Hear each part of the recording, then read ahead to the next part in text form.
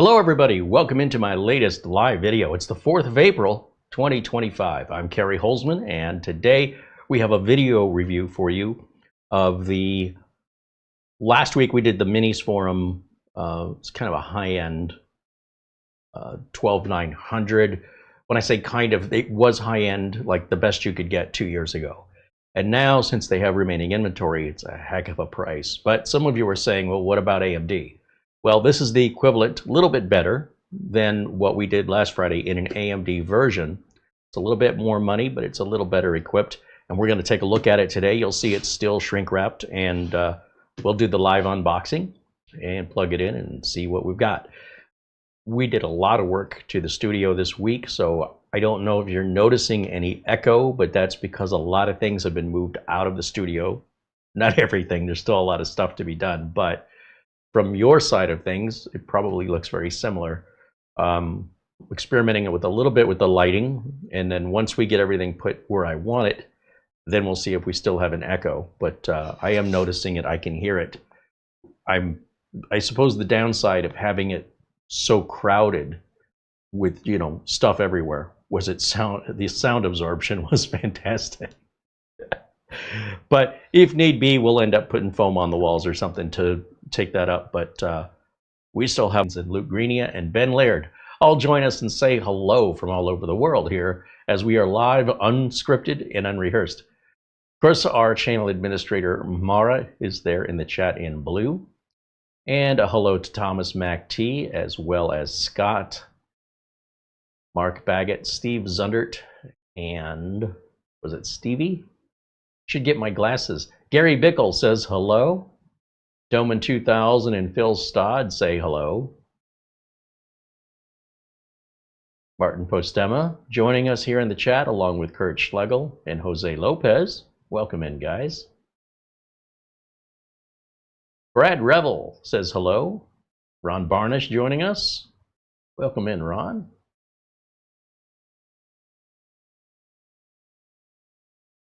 Rick Lakes says hello. Thomas Backenstow says hello. Welcome into Thomas. He says there's no echo on his end. Okay, well, good. I mean, if the microphone processing does the job, it should remove it, but I'll have to play it back later and hear it for myself. I didn't configure the microphone to filter out the echo, but that it may have been just by luck. Sorry, set up to do that. But thank you for the feedback.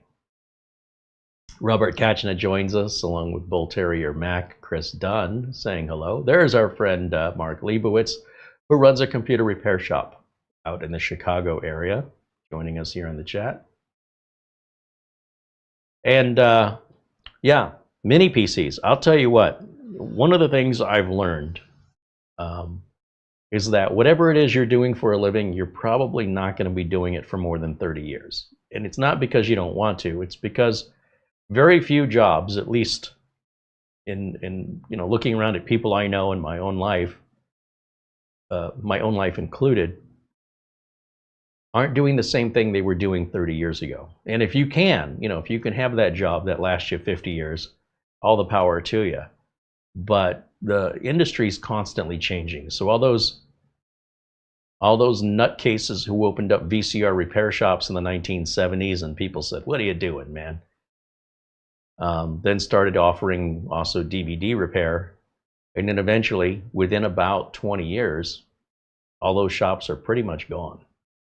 That's just the way of things, and you got to find something else to do for a living. So when I look back at where I started and where I'm at today, the mini PCs are the latest change in the industry.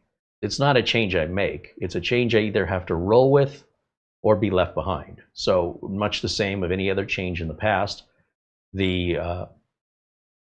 Initially, you know, back in the 1990s, I was installing multimedia kits for people who had computers and wanted to add a sound card and a CD drive.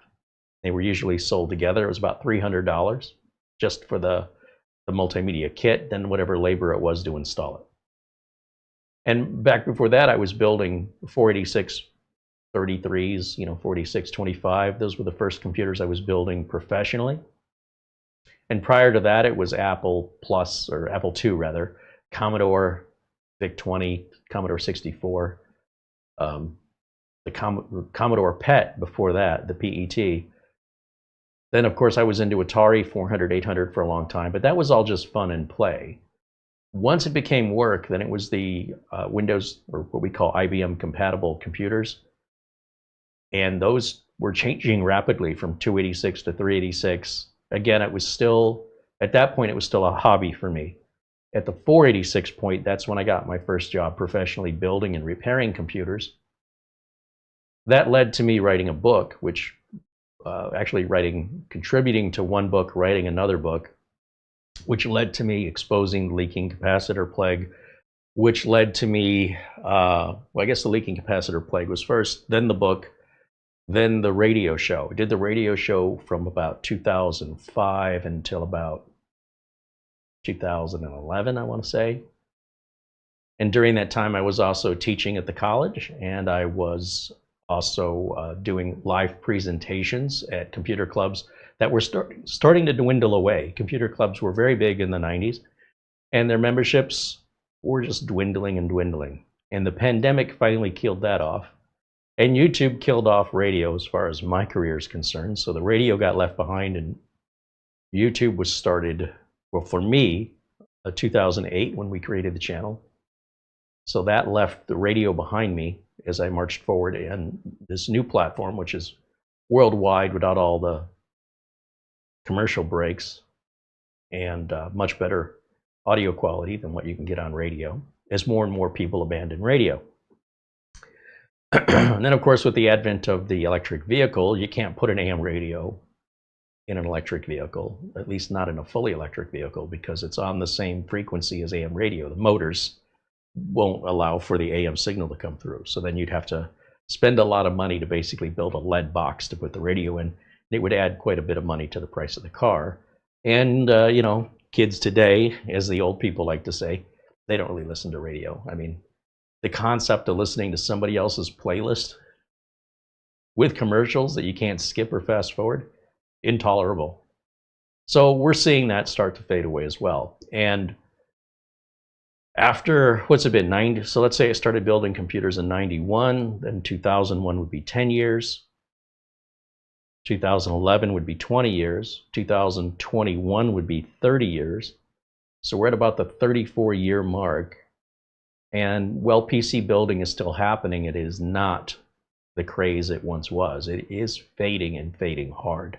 There's no sort of switch that occurs. It's not like one day you wake up and nobody's doing it. It's just the phone stops ringing as often. And you never know that it's coming or when it's coming. And every time the phone doesn't ring for a day, you wonder, at least I do, is it going to ring tomorrow? And after a period of time, you know, you figure out if you're just on a little dip and it comes back, or it just never comes back. And what I've learned is oftentimes when you get those dips, very rarely, you know, if the dip lasts 2 weeks, it's probably not coming back, or at least a month. You better start getting ready because the culture's changed, they're shifting. So what are the culture shifting to? Where are they going? Well, a lot of home users are shifting to their smartphone and their tablet. Mostly the smartphone is all they need now. The computer itself, it's making less and less sense to have a big, spacious computer tower when now you can get something that's nearly half the price, and in many cases more powerful for the same amount of money in a much smaller, quieter package. And the idea about upgrading and all these other concerns that the old timers have doesn't need to be done anymore. Like basically, they've advanced so far that the way that these machines are coming equipped should last the lifetime of the machine. By the time you don't have enough storage or you don't have enough RAM, you should long ago have replaced the machine. Essentially, there are always going to be those users who need to have a custom-built computer who can afford it and they know what they're buying. Most consumers don't know what they're buying. They want the cheapest thing that'll do what they need it to do. That's it. They don't want to upgrade it. They won't even open it and dust it. Ask me how I know.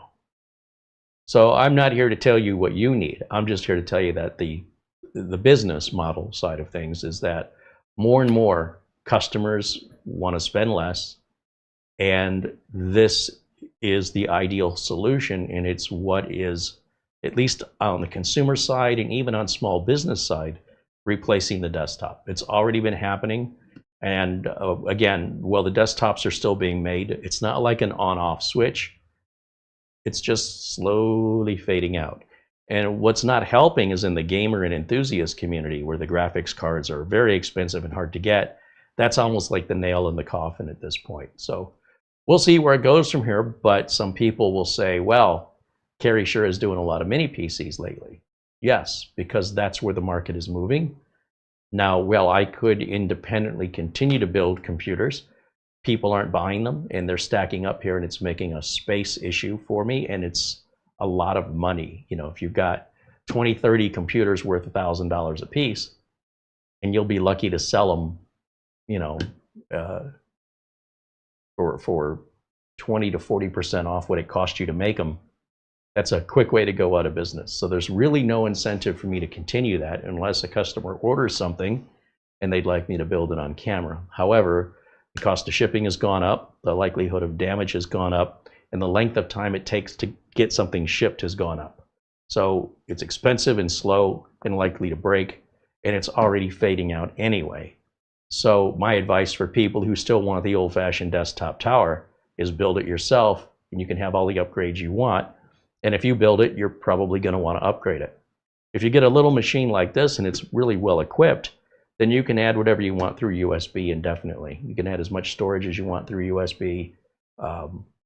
You can add a better audio DAC through USB. You can add a DVD or a Blu-ray drive through USB. This whole idea of taking something apart and having to upgrade it is very old-fashioned now. And the kids today, when I keep using that phrase, will just shake their head and look at you like, what are you doing? Well, why are you working that hard? You don't need to do that. But with few exceptions, there obviously are kids today that enjoy the hobby of building computers, and they enjoy the control of picking their parts. But most of the kids that enjoy that can't afford it. So you gotta run back and forth on that.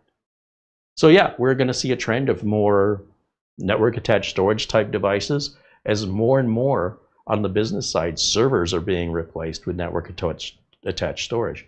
When it comes to my managed service, the managed services that I offer to my clients, I have been for years shutting down and retiring their servers and replacing them with network attached storage. I started doing that, gosh, probably around 2012, 2014, maybe 2015 at the latest. And just now it's starting to come out that, hey, these little NAS boxes, they run apps a lot very similar to a server. They can provide you Kubernetes, and they can provide you VMs, and they can provide all these services that people have traditionally had $5,000 plus servers for, that eat up a lot of power, generate a lot of heat, make a lot of noise. And now you can just put a little NAS in there with so much more storage, runs quietly, uses less power. And if you're a company with under, say, 40 or 50 employees, it may be all you need. Now, once you get to a certain size company, you still have to have a server. And again, you'd probably still be getting tower computers or the small form factor computers from Dell, HP, Lenovo, etc. Because you're buying them at scale. You're buying them, you know, a couple thousand at a time, or you're leasing them a couple thousand at a time. And then, of course, you have a full-time, a dedicated IT staff to maintain the network and the PCs, the servers, the phone system, all of it falls under a whole department, that's all they do. And well, when I did that kind of work in corporate America, that kind of work still remains today. That hasn't changed very much, except cybersecurity has increased and has become more than just a one-person job for big companies because of how complex cybersecurity has gotten. So things like things that we've been talking about, like making backups and things like that, we've been telling people that for decades, and it's never been more relevant and more likely that you're going to need one because of the bad guys and the hacking.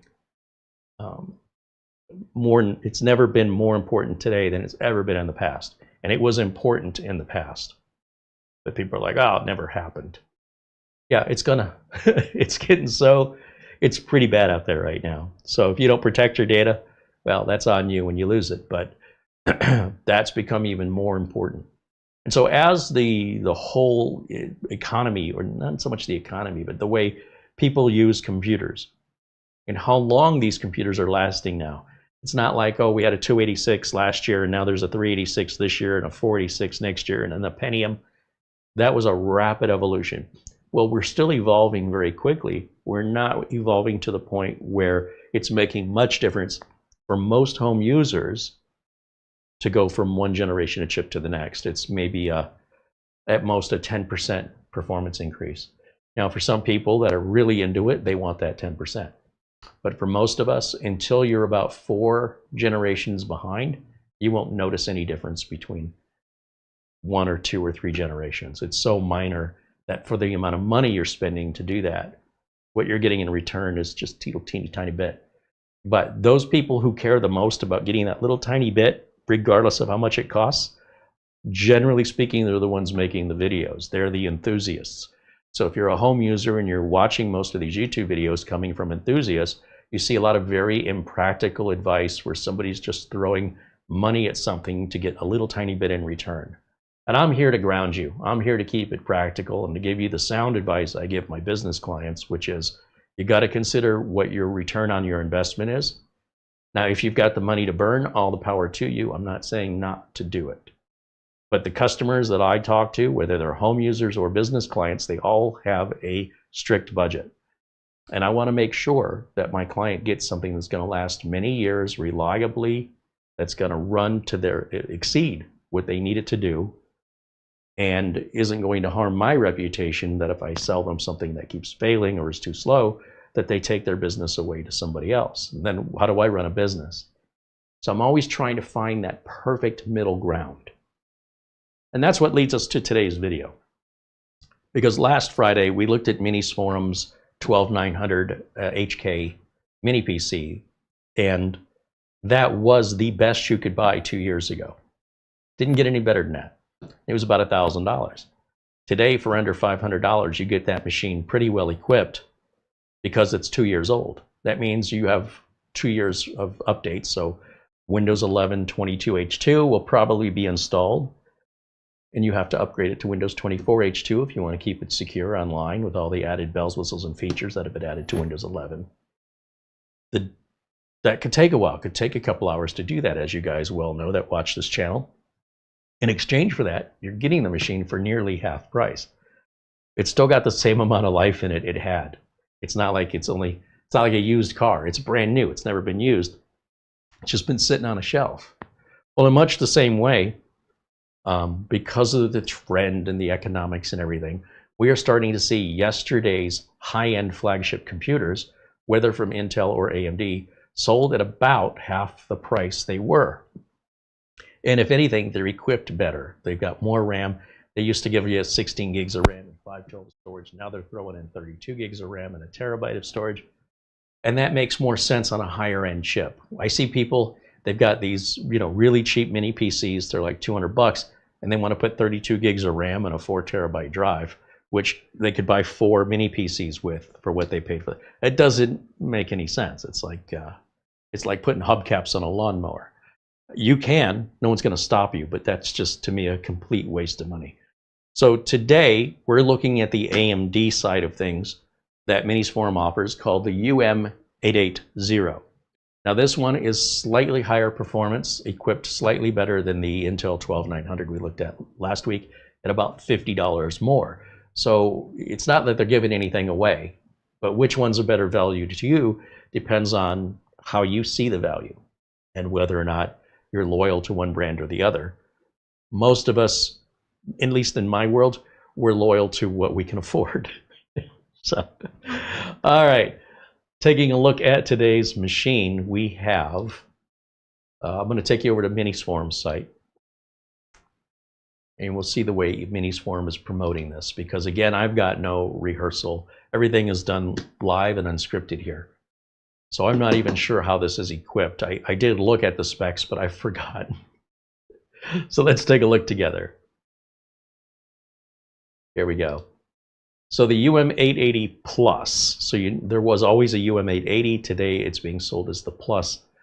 Same with last week when we talked about the Minisforum, the NAB 9 Plus. It was a little different than the NAB 9 and how it's equipped. So what you see here is you're getting 32 gigs of RAM and 1 terabyte right out of the box. They've got different power adapters depending on what country you're in. And as we scroll down to see how it's equipped, these pictures here show the ports on the back. So we've got a dynamic microphone, the power button, 2 USB 3.2 Type A ports, audio jack, which is for your headphones, microphone, or headset, and then a clear BIOS button, which I don't know why you would need that, but there you go. On the back side, you've got 2 more USB 2.0 ports, a display port, a USB 4 that does display port out, and power delivery. You've got an HDMI and an OCuLink if you want to put a graphics card on the externally. And then you've got 2.5 gig LAN. So the NAB 9 had 2.5 gig LAN ports. Those were Intel based. I'm kind of curious by comparison if this is Realtek or Intel. We're going to find that out. Let me go back to, let's see.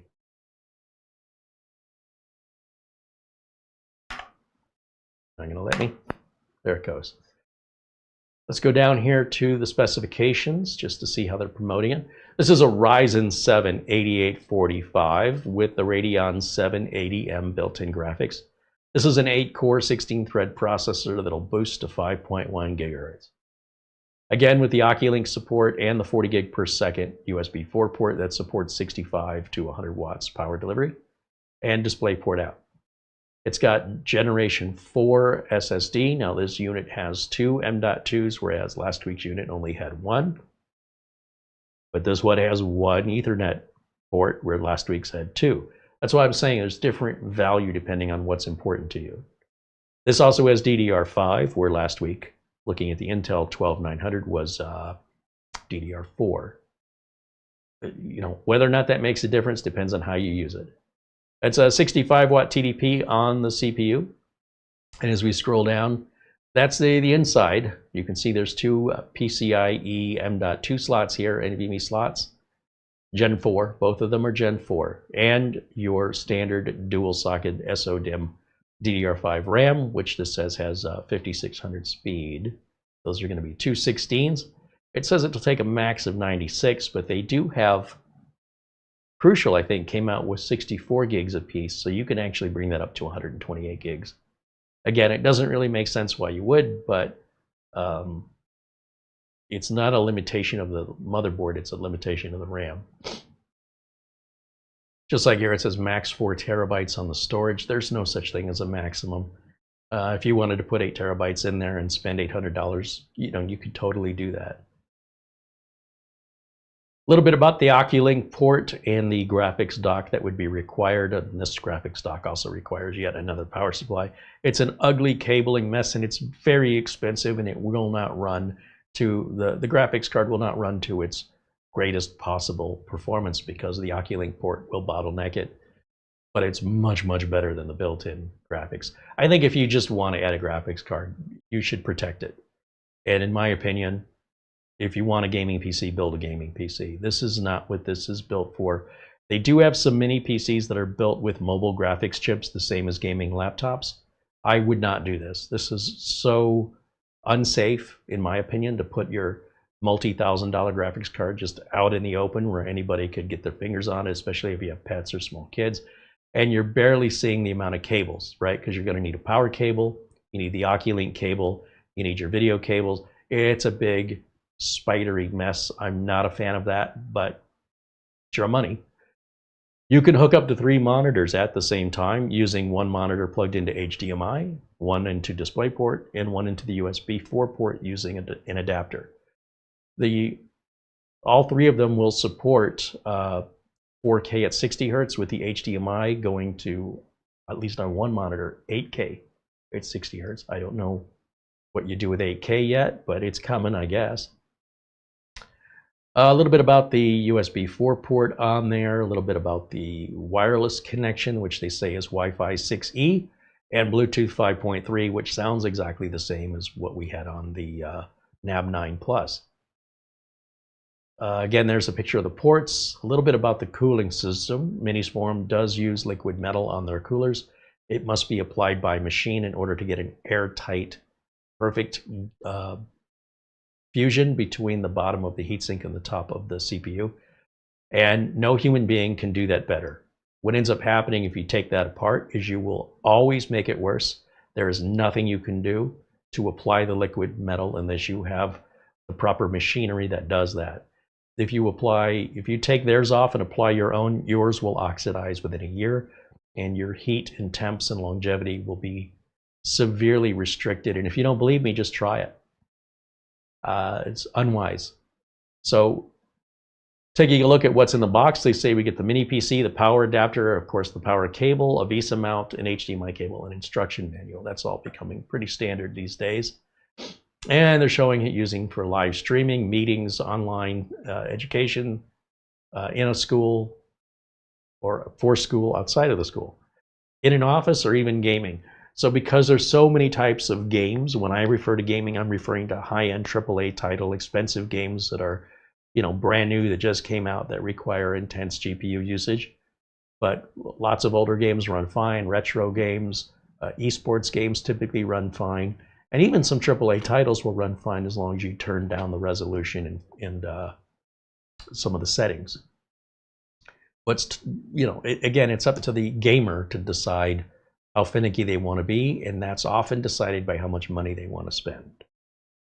I understand there's Minisforum sells a lot of these machines what we call bare bones. So bare bones means you're not going to get an operating system or RAM or storage. They take the price is cheaper, but the machine, the way they ship it to you, will not work until you put your own RAM and storage in there, and then you have to provide your own operating system. But you can save some money on the machine, but I guarantee you're going to spend more for the amount of RAM. Like if you were to buy your own 32 gigs of RAM and your own 1 terabyte storage, and then add it to the cost of this mini PC, it'll cost you more than, obviously, Minisforum is buying storage and RAM at high volume bulk pricing. So, unless you're lucky and catch something on sale, it's highly unlikely you're going to make yourself a better deal. But if you said, well, that RAM's not fast enough or that PCIe is not big enough, you got to keep in mind there's no fan in here, and you're just trapping more heat by making it go faster, consuming more power, and spending more money. And if you want to do that, be my guest, but you're not making it better. In one way, you're enhancing it, and in another way, you're degrading it. So if you can get it right from the factory, just as they spec it out, and make any upgrades external, so make use the USB ports for more storage, and those USB 4 ports run just as fast as internal PCIe Gen 3 NVMe's would anyway, without trapping the heat inside, and should something happen to the computer, you simply unplug that drive and go plug it into any other computer. So that minimizes just the anxiety and frustration of having to fix a computer that's down, whether it's a virus or ransomware or some component failure or a power outage. Having that ability is in your benefit to put that external, the storage on externally. There's almost no downside to that, other than, I suppose, the one cable it requires and the unit itself taking up a little bit of desk space. But this is how the market is changing. The days of people putting multiple drives in a computer, the downside of that is you're slowing the computer down.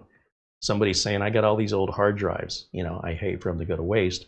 So what they do is they slow their computer down by adding all these drives inside the computer, because now the computer has to wait on those drives. Even if you're not using them, if they're powered up and connected, it's always pulling those drives, and your system performance will start to degrade. Your heat goes up and your power consumption goes up. It's sort of like you get a really nice fuel efficient car and you have all these extra bags of cement, and you're like, I'm just going to put these in the trunk, and the whole car sits down like this. All your performance goes away. Your gas mileage is severely hindered. And it doesn't take long for whatever you put in the trunk to be worth less than what it's costing you in the wear and tear on the tires, the wear and tear on the engine, your loss of performance, and your enjoyment of the new car. But you can do that if you want to. Strongly advise you to think this through. We used to do things that way because we had to. Hard drives were so expensive and they were so small that we'd often run out of space. Today, it's just not the situation for most users. And for anybody who's that level of enthusiast that wants to continue doing it, I'm not telling you not to. I'm just saying you're part of a dying breed that's all going away, and for good logical reasonings. Newer drives are much larger capacity. They're cheaper than ever. They're still slow by comparison to a solid state drive. They still use a lot of power compared to a solid state drive. But you can get a lot more capacity. You can get 24 terabyte drives. I mean, how many of those do you need? And what are you doing with your computer that would require? It just sounds like there's some very niche need case for that. Doesn't represent the average owner. So I'm here to talk to the every person and to let everybody know what to expect out of a machine that's very high end for the money, that will likely meet the needs of more than 90% of viewers. And for that 10% that's the enthusiast, you guys will only be happy if you do things yourself. So let's just get that out of the way. There won't be any mini PC that satisfies some people. And that's okay. You know, that's your right. But as long as the marketplace is showing a demand for this, I got to go where the market goes if I want to stay in business. So this is where it's been going for a while. We started seeing our first mini PC was that Intel NUC i3. That machine still works today, by the way. That's 12 years ago. We don't use it anymore because it's too slow. But absolutely, there's nothing wrong with it. And I wasn't quite sure, you know, how are these things going to last? How reliable are they? What's going to be an issue here? Power supply, CPU fan, RAM, nothing. All the original parts it was built with are in it today. Nothing's ever been changed. So that gave me confidence to say, okay, I can start recommending these for my customers, at least the Intel NUCs. And just about the time I was doing that, Intel sold off their NUC division. They licensed it out to ASUS. And then Intel sold off their solid state drive division to SK Hynix. So it's been interesting to see, you know, the amount of time it takes me to evaluate something, which is usually no less than a year in most cases, before I offer it to a customer, only to find out that company doesn't do that anymore. Now, if a company doesn't do it anymore because people aren't buying them, for whatever reason, maybe they're too expensive, or they got sold to another company or bought out by another company, that doesn't really change a lot for me as far as if I know I can trust the Intel NUC line. It doesn't matter if ASUS is making them as long as they're licensed. On the other hand, when it's a brand new manufacturer, which at one point this company called Minisforum reached out to me, I'd never heard of them. And at that time, I said, well, let's see how they compare. I was blown away by just how much more value you got, because Intel was adding quite a bit of profit on their models that Minisforum was a lot better value. So then I thought, well, maybe they're not made as well. Well, no, if anything, they're made the same, if not better. And on top of that, well, all the Intel NUCs were basically looking alike, and Intel started making them like mini ITX machines. They were getting, you know, this big. That's not a NUC to me. That's a mini ITX build. In the meantime, Minisforum was coming out with all these innovative designs nobody else had. And I quickly became a fan of Minisforum, and that's why it's not that I'm only a fan of Minisforum. There are lots of other great square boxes made by other great manufacturers, but if you want something other than a square box, Minisforum has the most variety. And today it's a square box, but I just want you to know, if it's not your cup of tea, they have so many different designs and so many different form factors. I think they're worth checking out, and they're a great value. And we've been using them long enough to know they're very reliable. So with that, let me jump back over to the chat room here real quick. Mortant says hello. Mecha Cameron joining us. Bill Stodd says hello. There's David Herzog joining us, and Chris Garrett.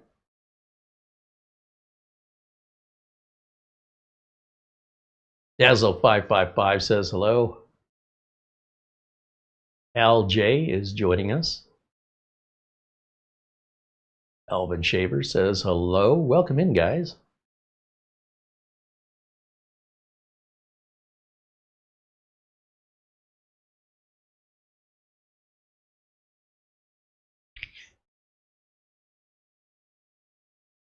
Mark Leibowitz said, this is a damn nice mini PC looking at the specs. He said his client today is going with a Minisforum UM880 Slim, which is pretty much the same mini PC without the OCuLink. That OCuLink port seems to add about 50 bucks. Yeah, I haven't compared this to the UM870 Slim because I'm not sure which processor it has.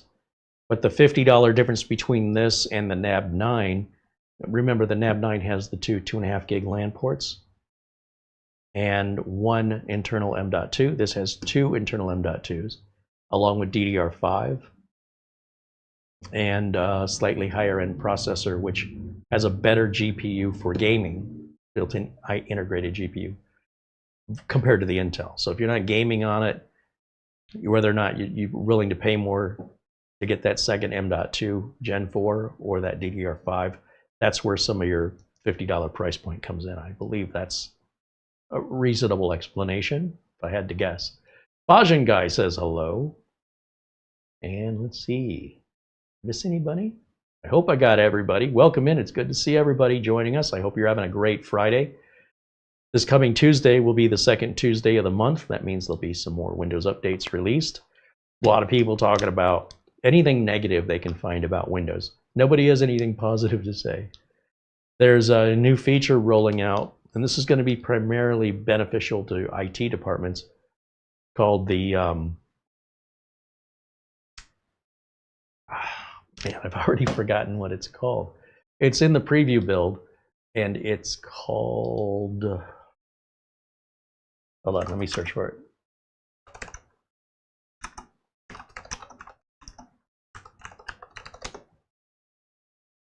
Quick Machine Recovery Tool, QMR, right? So the Quick Machine Recovery Tool is something long overdue, in my opinion, from Microsoft. If you remember, there were a lot of businesses down after the CrowdStrike bad update where computers were stuck in a boot loop where they get a blue screen restart, get a blue screen restart. Some of the computers, like when you're in an airport and it's showing you all your flights, some of those computers are put away where they're very rarely ever touched and they're not easy to get to. And it required a hands-on approach to bypass this blue screen. It wasn't, Windows 11 was not self-healing yet. So with this new feature, which hopefully they'll roll out, probably I'm guessing in the fall with 25H2, the ability for the machine to auto-heal itself, should that ever happen again, and you know it will reduce the amount of cost and lost business from businesses. And again, where we see a lot of negativity in any sort of Windows 11 news, very few people focus on the positive side. And I would say, if you could find 2 bad things to say about Windows 11, I can find 10 good things to counter you with. For every 2 bad things, there's 10 good things. And so for some people, especially on the internet, they don't want to hear about the good things. They're not interested. They focus on the bad things. And then within about 3 months, they've forgotten all about them and moved on to whatever bad things they're talking about today. And it's a cycle that just spins around and around and around. And I'm not going to do anything to change that, but I want my audience to be aware of seeing that pattern and to decide if you want to fall into being reactive like that. You're just being, in my opinion, manipulated and scared to generate clicks. If that's a form of entertainment for you, don't let me stop you. But if it's a source of stress or frustration, my best advice is get out of Windows and move into iOS, move into the Mac world, or move into Linux. Stop. I mean, if you really despise Windows, just please, for everybody's sake, stop using it. It's very frustrating to me to listen to somebody voluntarily use something and then claim they have to. No, you don't. You absolutely don't have to. You may choose at any time. It's your choice. And if you feel like you don't have a choice, well, if what you're talking about is work, then your opinion doesn't matter, right? If I'm getting paid to do a job, I'm doing the job the way the employer's telling me to do it. It doesn't matter what I want. If you're doing something for fun and you're not getting fun out of it, change it. So this is a very easy solution. Some people complaining about Windows sign-in. This is all a big nothing burger. even if Windows did require a sign-in, how is that different from Google on your Android phone? How is that different from any Apple operating system, from their phones to their... They all require you to sign in. The only one who doesn't on that scale is Microsoft, and then of course Linux. So Microsoft's one of the last holdouts. Just to remind you, as people start screaming about nothing, even if they were right, there's still the point that have you used an Android phone? Have you used an Apple product? They all require sign-ins in order for the products to work. So I think we should praise Microsoft for still enabling it, even if we have to go do this workaround. It's really no big deal. It really isn't. When they take it away entirely, like Google has and Apple has, well, then it's just less reason to stay with Windows now. If they start all becoming kind of the same, yeah, maybe that'd be a good reason to, to see less benefit for having one over the other and make it easier to make that decision to switch to something else. Anyway, I think it's time to unbox this bad boy. All right, so again, everything's live, unscripted. Did I get a brick in here? Is this thing going to be damaged or not working? Manufacturing is pretty much all automated today. So those days of rolling the dice and hoping you got something that was, complete and not missing any parts, almost never happens. The days of getting a product that simply won't turn on, doesn't work, almost never happens anymore. The days of somebody building it incorrectly because they're having a bad day, they weren't paying attention, they weren't feeling good, gone. It's all done by machines. Machines do it always the same. They never need a break. They never have an attitude. The worst thing that we've seen happen is someone feeds the parts into the machine backwards.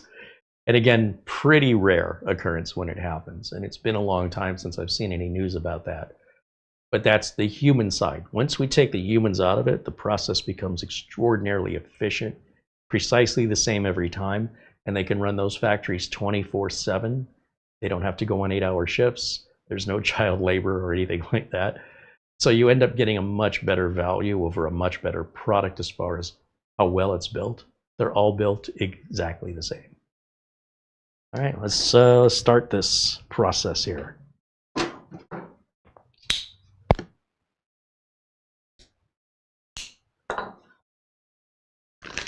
I like to shoot these videos live so I can show you the entire unboxing experience. Should you decide to buy one of these, you should see exactly what I'm seeing. If you don't, gotta raise some questions. Why is yours different? What I will do later with these often is I'll edit them down to just a quick unboxing, just so people who want to know what's in the box. A lot of times when we dig into things like the device manager or Crystal Disk Mark, it goes right over most people's heads. And then that adds time to the video, and they're less likely that they're going to watch that video. So you've got that viewer too that's just like, give it to me in plain English, right? Let me see it. Just give me the basics. Don't get all nerdy on me. So I will take a lot of the nerdiness out later, but just for people to be aware that these are all originally filmed live, unscripted, unrehearsed in one take. Those are for the people that watch the edited down version later. Okay, there's the box sleeve. We're in an orange box that's got a serial number on it, and that's about its only identification outside of the sleeve. Andy Kane joins us and says hello. There's Essential Working Too Hard joining us in the chat. And Mustang Mike says hello. All right, so as soon as we take the lid off here, we've got our standard, I forget what they call this little pamphlet.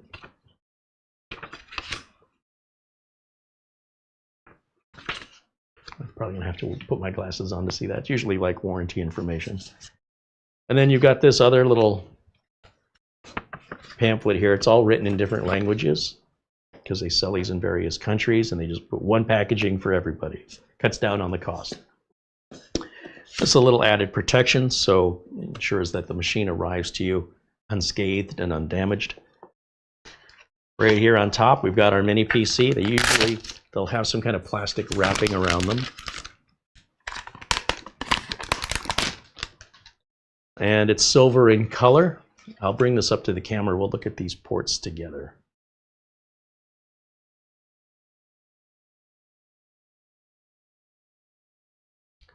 All right, so we've got our two USB 3.0 Type A's, our power button, audio jack right up there for headphones, microphone, etc. Nothing here. Those are just air vents. Looks like to get to the bottom, we're going to have to take these rubber feet off. We've got a warning sticker right there. Oh, it looks like there may be some antennas attached to the bottom, so you be careful when you remove that, you don't tear the antennas off. On the back, big old heat sink that keeps your CPU cool. You're going to feel hot air come out of there when this is on. That's what it's supposed to do. That's our 2.5 gig LAN, our HDMI port. Now, the OCuLink port is covered. And my guess is that's what the second M.2 is for. You can either, again, I got to look in the box, but I think that there's an adapter you plug into the M.2. That's your OCuLink port. Or you can not hook up the OCuLink port and use the other M.2 as a secondary NVMe drive. But let me verify that as we continue with the unboxing. Just making a guess at this point. There's our USB 4 Type-C. That's a 40 gig per second full-speed USB 4 port. That's our display port. And two USB 2s. This is where you should be plugging your keyboard and your mouse in. And then we have a standard barrel style power connector right there. So overall, pretty straightforward. Nothing surprising or unexpected there. Getting back over to the box, we've got a piece of foam in here, and then there's a box here with a little cutout, just like that. Pull that box out. This has been throwing me because it's not really a box. It's in the shape of a box. You see, this piece was sitting down, and this was covering it up. This really threw me the first time I saw that, because I'm like, how does this go back in? I know I took it out. Let's see what we've got in here. Power brick. I like that we have a separate, this is a cloverleaf or Mickey Mouse style power plug that a lot of laptops use. So you've got your power adapter that goes in, or your power plug rather, that goes into the adapter, and then the adapter goes into the mini PC. I like this design because if it was just a wall wart, it takes up a lot of space to plug directly into a surge protector, and then you can't plug in things around it. And you're limited by the length of one cable. By adding the second cable, that gives me far longer cable reach and frees up the space on my surge protector, since that's an ordinary plug, so it can share nicely with its neighbors. The adapter, let me get my glasses and I'll tell you. Better get my good magnifying glasses for this one. This is 19 volts, 6.32 amps, 120 watts. So this little guy is 120 watts. That's pretty impressive for as small as that is. This is an HDMI cable. A couple of extra rubber feet, since the rubber feet require removal to get the bottom off of it. Sometimes they don't stick back on correctly, or they might tear, especially as they age. So I would put these away. You get two extras, and after that, well, you're on your own. Then we've got the VESA bracket. This is for mounting back onto the rear of the computer. And then you can mount the computer behind your monitor or under a desk, on the side of the desk, wherever you want to. I've never used one of these, but inside there's screws and the adapter itself. Now, if you want to mount this behind your monitor, good luck reaching for the USB and to plug anything in. But, you know, some people don't do that. Some people never use it. So once you get everything plugged in and working, it's just hidden behind the monitor, and you get nice clean cable management and a nice clean desk. This little guy right here is what I thought we might be getting. This is probably the M.2 to OCuLink. Yep, that's exactly what it is. So this, I'll bring this up to the camera to show you what this looks like. This is what the second M.2 port is being used for. Now, because the OCuLink in the Minisforum NAB9 Plus is, you can't disable it. There is no second M.2 port. So this model, the UM880 Plus, gives you the option of using the second M.2 slot. That's OCuLink on one side, and M.2 on the other side. So you get your main NVMe storage, and then you have secondary NVMe storage, or you use the secondary NVMe storage by plugging this in, and then it'll poke out through this hole right here, and you'll remove that dust cover, and now you've got OCuLink. So you don't have to use this if you're not going to use OCuLink, but it comes included in the purchase price. So it's nice to have options. We'll put everything else back in the box right now and set that aside. And let's fire this bad boy up for the first time and see what version of Windows we've got on here and who makes the network card. And I imagine our Gen 4 NVMe is probably a Kingston that runs 4,800 to 5,000 megabytes per second. When you go to the high-end Gen 4 NVMe drives that can run 7,300 megabytes per second, you're also adding a lot more heat. Again, without a fan on this side, there's nothing to cool that heat. It's just passive airflow. If you're somebody that really wants a high-performance machine,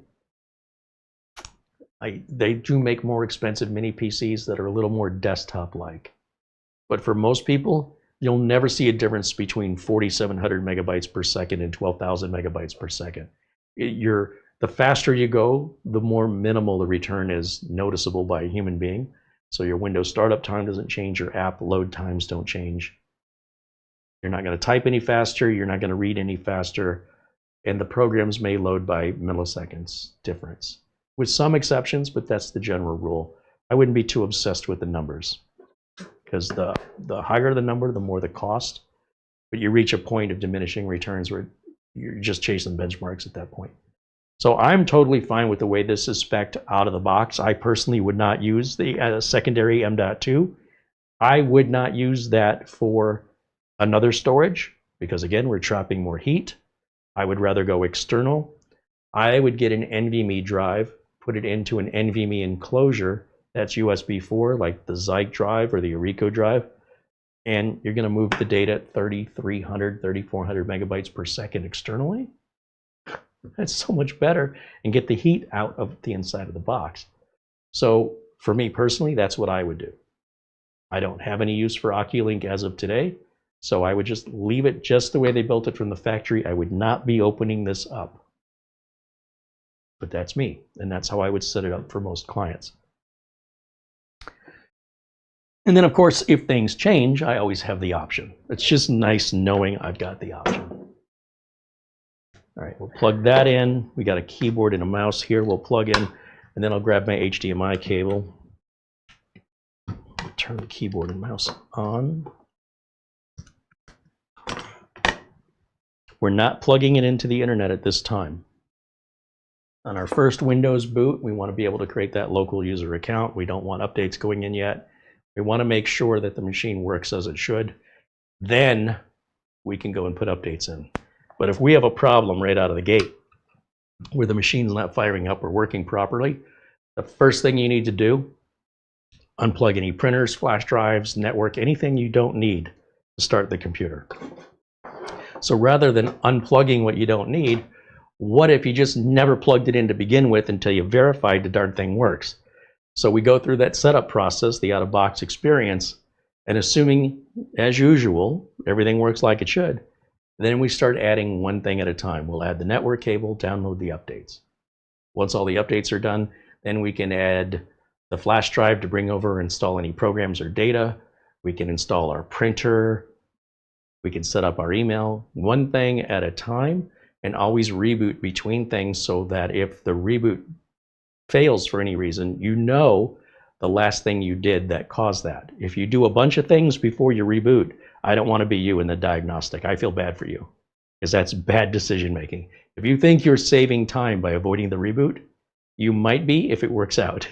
On the other hand, the diagnostic will take 100 times longer, and no exaggeration, to figure out what of the things you did. Got to remember what I changed before I rebooted, and then to undo them one by one until you figure it out. It is, for me, a nightmare. So to avoid that nightmare, slow and steady wins the race.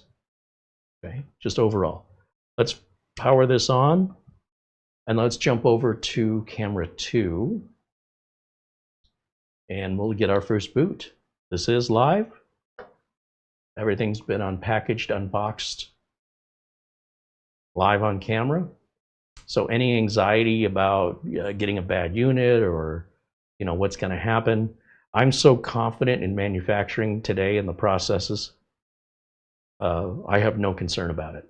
Furthermore, returns on Amazon are very easy. They have 30-day free returns. So worst case scenario is I'm slightly inconvenienced that I have to return it. And that very rarely happens, maybe once every 2 years. And I've got to tell you, I order a lot of machines. You got to consider the scale. The odds of you getting a bad one, pretty extreme. Just go buy a lottery ticket if it happens. But if you order it from Amazon, Amazon's got your back there. Nothing to worry about. You got 30 days free returns at Amazon. Now, the system's very quiet. I don't really hear anything coming from it. We're doing our first power on right now. And I'm just very curious what version of Windows they've given us. So to find that out, we go through our out-of-box experience, and everything looks like it should. English, United States, yes. United States. Secondary, keyboard method, US. Secondary keyboard skip. I'm going to say I don't have internet. See the option, I don't have internet right there? I'm going to click on that and tell it twice. Agree to the license agreement, and it's going to let me create that local account. So we'll put in user as the username, nothing for the password. And then we'll go through the privacy settings here. I like to leave location settings on so my date and time always stay up to date. Everything else I personally prefer to turn off. But an end user can change the way I've set it for them. It's no big deal. It's just in the settings section. It's all reversible and customizable to the individual needs or desires of the user themselves. So we just wait a minute while this finishes setting up Windows 11, and then we can get into the specs and see who makes that network card and both wired and wireless, as well as what version of Windows, as I mentioned. We're probably going to also want to update the AMD Adrenalin software, and that's true on any AMD machine.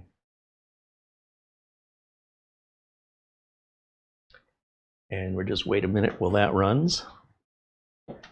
And come over here for a second while I'm off camera. Turn my ceiling fan on for some reason.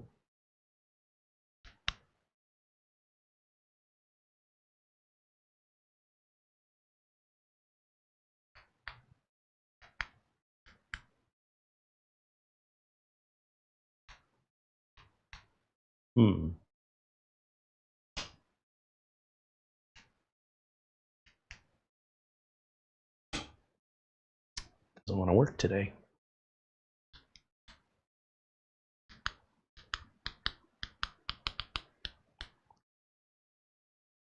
Okay, well, maybe I didn't forget to turn it on. Maybe I'm just having a...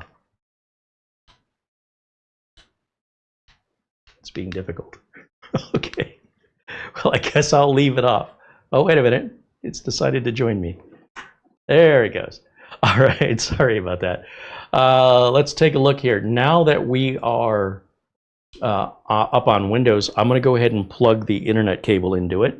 Now I know that all the setup has been completed correctly, so it's safe to plug into the network or to attach it Wi-Fi, whichever way you want to go. But up until now, I would not have done that for those reasons I've just explained. And when this connects to the network, you'll see down here in the bottom right, that will change to a little screen. And then you'll see the start menu propagate with your region settings, right? If you're in Europe, for example, you may not get a lot of this. And for many of these little shortcuts, they're not bloatware, they're just shortcuts. You just right click and within 2 seconds they uninstall. Like, I don't know why people make a big deal, or will spend hours working on a script to quote unquote debloat, when the script will take you, multiples longer to create that script, test the script, and then update the script every time Windows updates. And at some point, your debloating script will need to be debloated because it'll get so big. Trying to keep up with Microsoft is, well, if you're working at scale and you're using, doing a lot of installs of Windows, it may be worth your time to invest in something like that to optimize the process. But for a home user, unless you're just bored and looking for an experience, it doesn't really make a whole lot of sense to spend 20 minutes to fix a 4-second problem. I'm going to go over here and set my resolution down to 1920 by 1080 so I can read it. There we go. And with that, let's look at our start. What am I looking at? We'll go right click on the start button. We'll go to System. And yeah, there's the AMD Ryzen 7 8845 with the 780M graphics. 32 gigs of installed RAM, 29.8 is available because the graphics card here needs some RAM, and it's taken it from our system RAM. Now, this has Windows 11 23H2, so we're a year and a half behind on updates. But that's to be expected on an older model, and hence this is why the price is so attractive. And if we, once again, if we go right click on the start menu, go to our device manager, we can take a look at the details of who's making the network adapters, both wired and wireless. It looks like it's a Realtek LAN adapter and a MediaTek Wi-Fi 6E wireless with Bluetooth. The MediaTek can be swapped out if you, for whatever reason, want a different brand. That's a component when we take the feed off and take the screws out that you can change. You can also change out your RAM and your storage, and that's pretty much all there is, except you've got the two M.2 slots, and you can choose to add the M.2 the OCuLink adapter into that other M.2 slot if you want to. Other than that, it's pretty straightforward. There's not a whole lot to do with it because it's mostly already done for you, and it should last until it's time to replace it with a modern machine, say 6 to 10 years from now. Now, if I go to Windows Update in this, it probably will offer me 24H2, but we may have to get some updates prior to that happening. So I'll let this kick off that process. I'm going to turn this option on, and I'm going to come down here and turn these options on as well. And I want to make sure the machine doesn't go to sleep on me while we're here evaluating it. So I'll just type in edit, and you'll see up here edit power plan comes up, which is where I want to go. And yeah, they're both set to never. I'll put the display timeout to 3 hours. And I don't like this little cartoony thing down on the start button, so I type in search permission. I don't even have to type the whole thing. When the suggestion comes up for search permissions and history, go to the last option, turn that off. It gets rid of that. But I find it to be annoying. In the meantime, it's still been downloading those updates or checking for updates. Even though we closed the window, it's still running. So if I go back over here, I'll show you it's still, yeah, it's already started downloading and installing missing updates. Once we reboot this, at that point, it'll probably offer us 24H2. Now this will happen over time automatically just from being plugged into the internet. It doesn't matter if you're using the computer. If the computer is turned on and connected, then it's doing all kinds of stuff online that you have no idea what's going on. And that's why it's important to have antivirus and firewalls. It's not just because you brought up a browser or didn't. It doesn't work that way. If the machine is on and that machine runs Windows and that machine is plugged into the internet, it already starts communicating with the internet right after the desktop loads, and things like Windows updates are being done. Any installed software may be checking for updates automatically, Adobe products, printers, etc. That's all normal operation. So when you think, oh, well, I'm turning it on, but I'm not using it, it is working in the background. It doesn't ask you your permission. It's adjusting temp files. It's adjusting the swap file. All these things are constantly going on in the background. It's more or less self-maintaining. In addition to the software you voluntarily add to the machine, they're likely also updating. Your browser, if you're using Chrome, is updating. This is all happening without you touching anything by simply having the computer on and connected to the network. Just so we're clear. Now, while this is updating, let me jump over to our chat room here. We'll go back to camera 1 and see if you guys have any questions for me and what I've been missing, since I've not been able to do this and pay attention to the chat at the same time. So I gotta spin the plates over here. I'm gonna come over and spin the plates over there.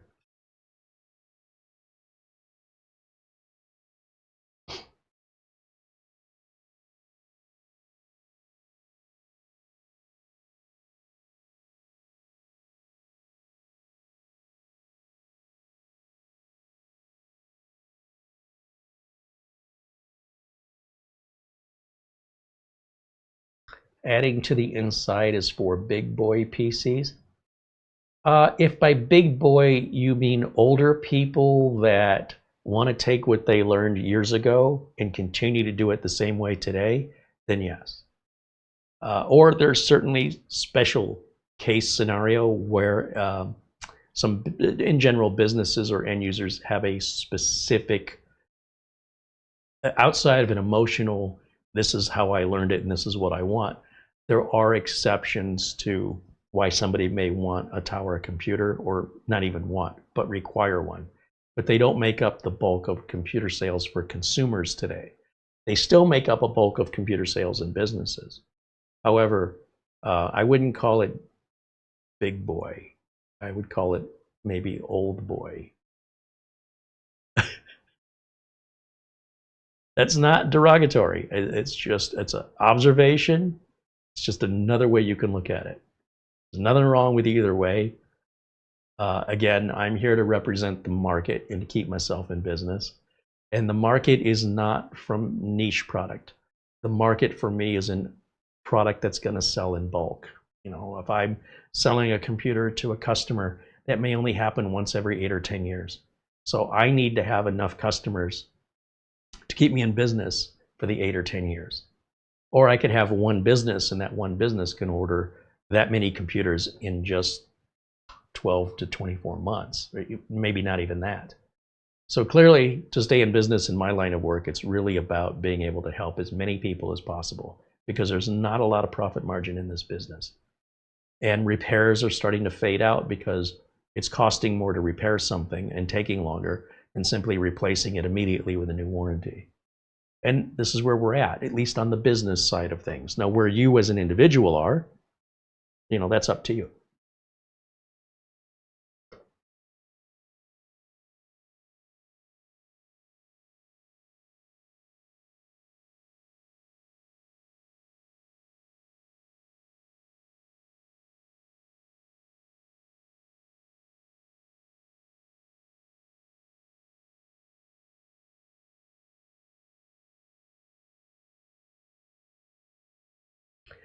The a question regarding Windows 11. Windows 11's been out, what, 4, 5 years? It's not new anymore. There's no risk anymore. The risk usually happens when a product's introduced for the first year, whether it's a new CPU, you know, on a new platform, a new chipset on a new platform, some kind of new technology, a new operating system. So that happened many, many years ago. Our friend Mitch Morrison upgraded, when we built his newest machine, we put Windows 11 on it. He'd never had Windows 11 before. And after a couple days, he called me and he said, I don't know why I was so worried about Windows 11. It's not a big deal at all. I said, that's what I'm trying to tell people. They get all this worry and anxiety because they don't have any experience. They're taking what they're reading online, which is often clickbait generated to entice you to click on it so they get paid. And it's not that what they're saying is wrong, but it's very one-sided. It's like all you do is talk about the head of the coin. Well, the coin has another side to it. And these articles and YouTube channels, they very rarely refer to both sides equally. They only want to show the side that they see as negative, title it as such, this is negative. And it's up to you as the viewer to figure out what information has been omitted.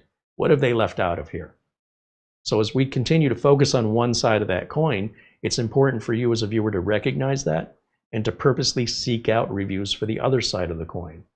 Wouldn't it be nice if a YouTube channel or an article written gave you both? Instead of making the decision for you, allowed you to make the decision if it's good or bad by giving you equal information of both sides, and for you to value that personally and individually once you understand that and you have the information. What you think is right and what I think is right isn't necessarily right, even if we don't agree. There could be a third person that thinks something else is right. This is where you fall into politics, where you have one side that strongly believes one way, another side strongly believes another way, and in both cases they're right, and in both cases they're wrong, and I don't think one side is superior to the other. I never have, and I never will. That's where we come into compromise. That's where we each give up a little something in exchange for something, and we're starting to live in a world of intolerance where people are going to say my way or the highway. And it's unfortunate. It's a degradation in our evolution when we no longer will consider anybody else's values. So I still maintain that today. I think it's your values that matter. And when I tell you about my values, I explain why I'm running a business and I'd like to stay in business. That's, if you were also running a business, I think you would probably come to the same conclusions, or you may have a different way of running your business, in which case, please share that with me, because from the way I see it, I don't have a choice. It's either adapt and go with, what's selling and what the average consumer is buying, or stick to my guns, keep doing it the old-fashioned way until I don't have a business anymore. I'm not ready to give my business up yet, so I will continue to pivot and be flexible to the market changes so long as I can be. I have nothing against the mini PCs at all. More and more of my customers are getting them, and for the customers that are skeptical, I'm even offering them test drives.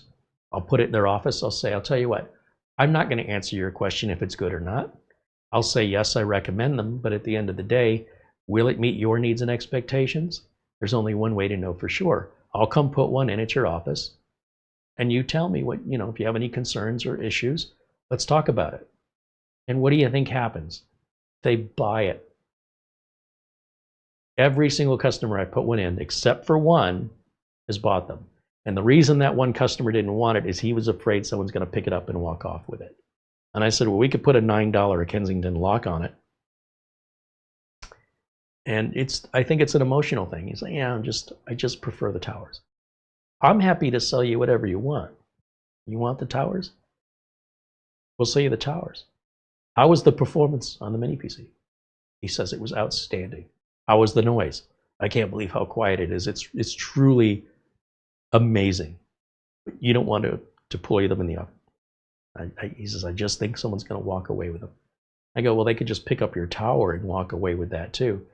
Yeah, but they'd have to work a lot harder. Look, I'm not here to change your mind.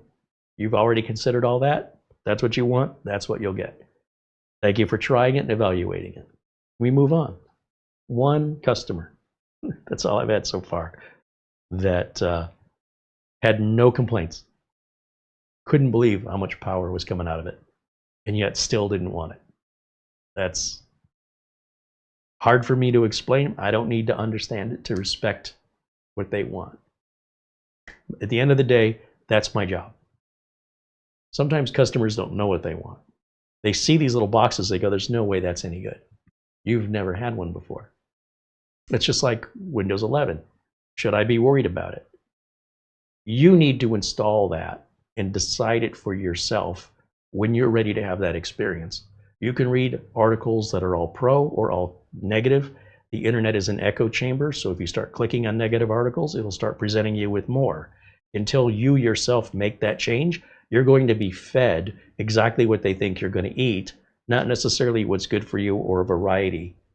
You're just getting more of what you're asking for. That's the default. So unless you purposely go and change up the search to be the opposite, you'll never see the other side of it. Now, just because you don't see the other side of it doesn't mean it doesn't exist. It's been omitted. And if you don't think for yourself that I should purposely seek out the opposite view, then as far as you're concerned, there is no opposite view. Unfortunately, the world's way too complex today. And where people's values lie ultimately decide which information they want to read. I like to read both sides. I'm fascinated by the psychology of it. I love to see people praising one thing that the same exact thing other people are criticizing and saying is the worst thing ever. That fascinates me. So the minute I see some over-the-top praising, I immediately go to the over-the-top negating, and vice versa. I love that. I love to watch people try to force their opinions onto others instead of respecting it, instead of saying, hey, whether or not you agree with me doesn't change how I feel, and I respect the fact that you feel differently, and it'd be nice to have that reciprocated so we can agree to disagree, as the expression goes, without turning it into arguments and fighting. I don't know when we degraded our society, but I know growing up, that sort of understanding and that sort of assume a positive intent until given a reason. You know what I mean? Like, I assume everybody's intent is good. That's how I was raised. Don't assume the worst. Somebody you don't even know. Don't jump to the negative first. Then when they give you a reason, that's different. You know, when they actually do something, but don't read into it in a negative way. Read into it in a positive way. And that's what I'm saying in my life. I'm seeing the shift of the assuming positive intent has become assuming negative intent.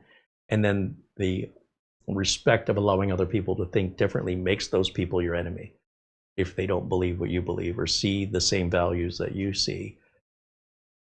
What a terrible downfall in our society. And this is a side effect of the internet, unfortunately.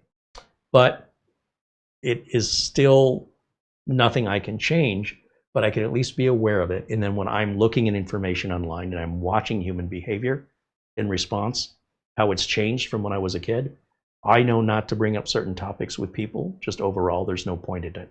There's no longer, unless you're with the right person, there's no longer a healthy discussion of different ideas. It now becomes, you think like I do, or you're a terrible person. And so what I'm trying to do when I showcase these mini PCs isn't to tell you that this is the right machine for you. Or if I talk about Windows 11, it's not for me to tell you it's time. That's Microsoft's job. But until you have your own experience to develop your own opinion, there's nobody's opinion that's going to replace yours. And the only way you're going to have one that matters is to have the experience. You can learn, for example, you could watch videos and say, how do I ride a bicycle? Read articles on it, watch videos on it. You are not going to know how to ride a bicycle until you get on the bicycle. There's no replacement for that. And if you're not willing to do it, you're just going to go through your whole life never really knowing and only believing in something that's, I don't know, maybe it satisfies you. That's all you need. That's fine.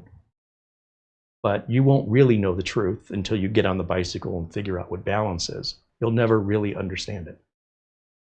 Nobody would say to you, for example, stay away from that pool until you know how to swim. How are you going to learn how to swim if you don't get into the pool?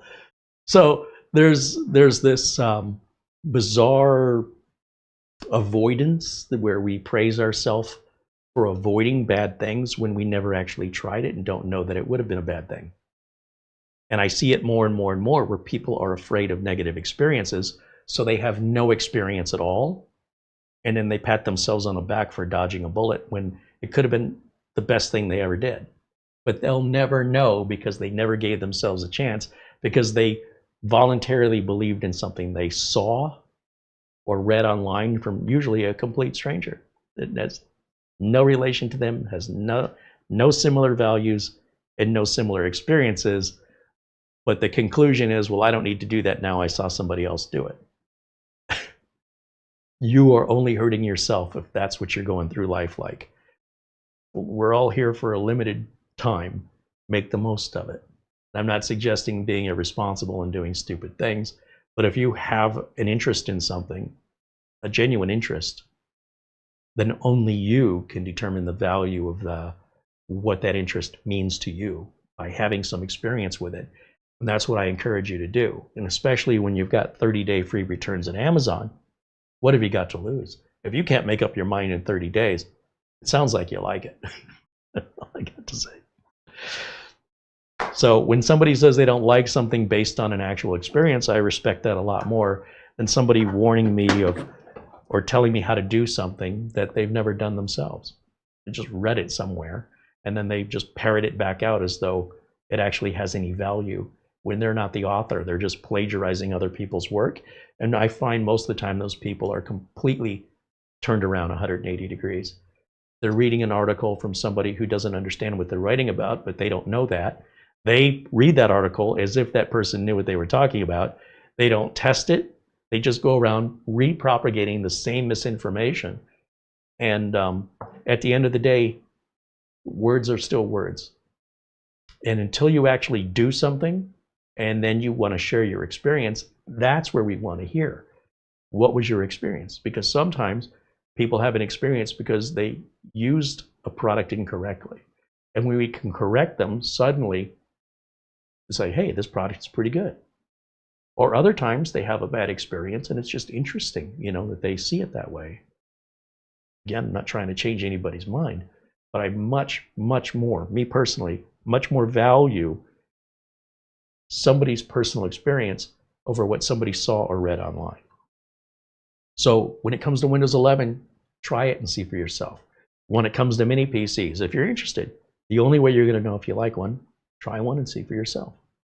Windows 11 can be fully uninstalled if you don't like it within 2 weeks. The mini PCs, when purchased from Amazon, most of them can be returned within 30 days, cost-free with a full refund for no reason, just because. So there's nothing to complain about. There's nothing to worry about. There is no anxiety. It is not justifiable. Either do it or don't. But just because of somebody else's actions, that should not change your pursuit of your own truth. And your truth may be very different from somebody else's. It doesn't mean you're wrong or right. But by denying yourself that opportunity because of what you saw or read online, you're only harming yourself.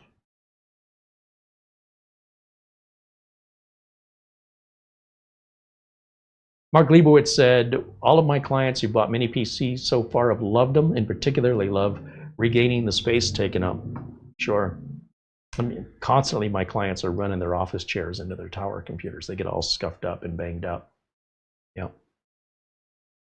I had a Lian Li case design where the power button was on top, and they would mash that power button so hard the clip that held it in place would break and the power button would fall inside of the machine.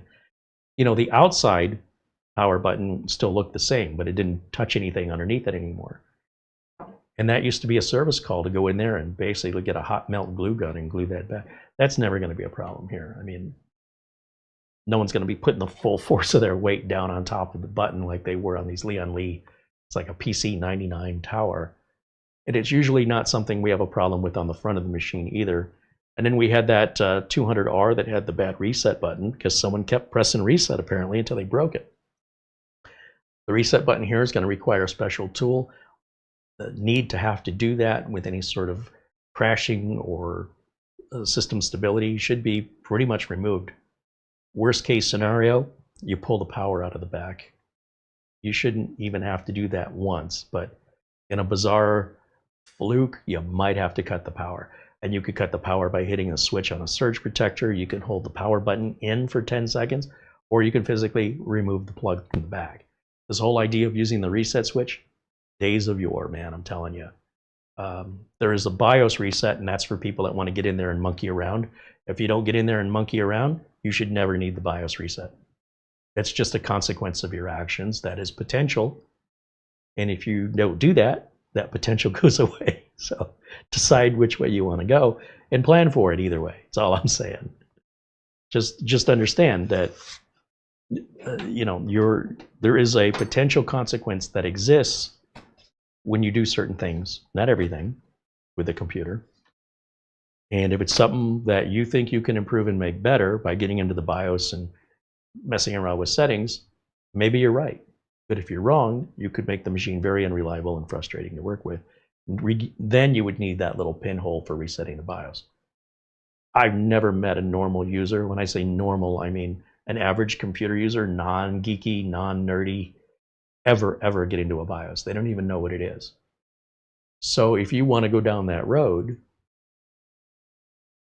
be prepared. That's all I'm saying. You might be successful, but in case you're not, be ready. Anyway, that's why you're seeing less and less of reset buttons. The fact that this has the reset, there's so many other ways to reset this, and the need to reset When's the last time you reset the computer you have? It's not like the old days.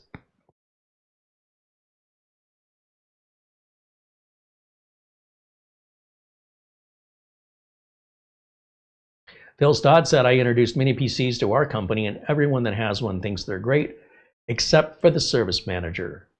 His thinking is usually bizarre anyway.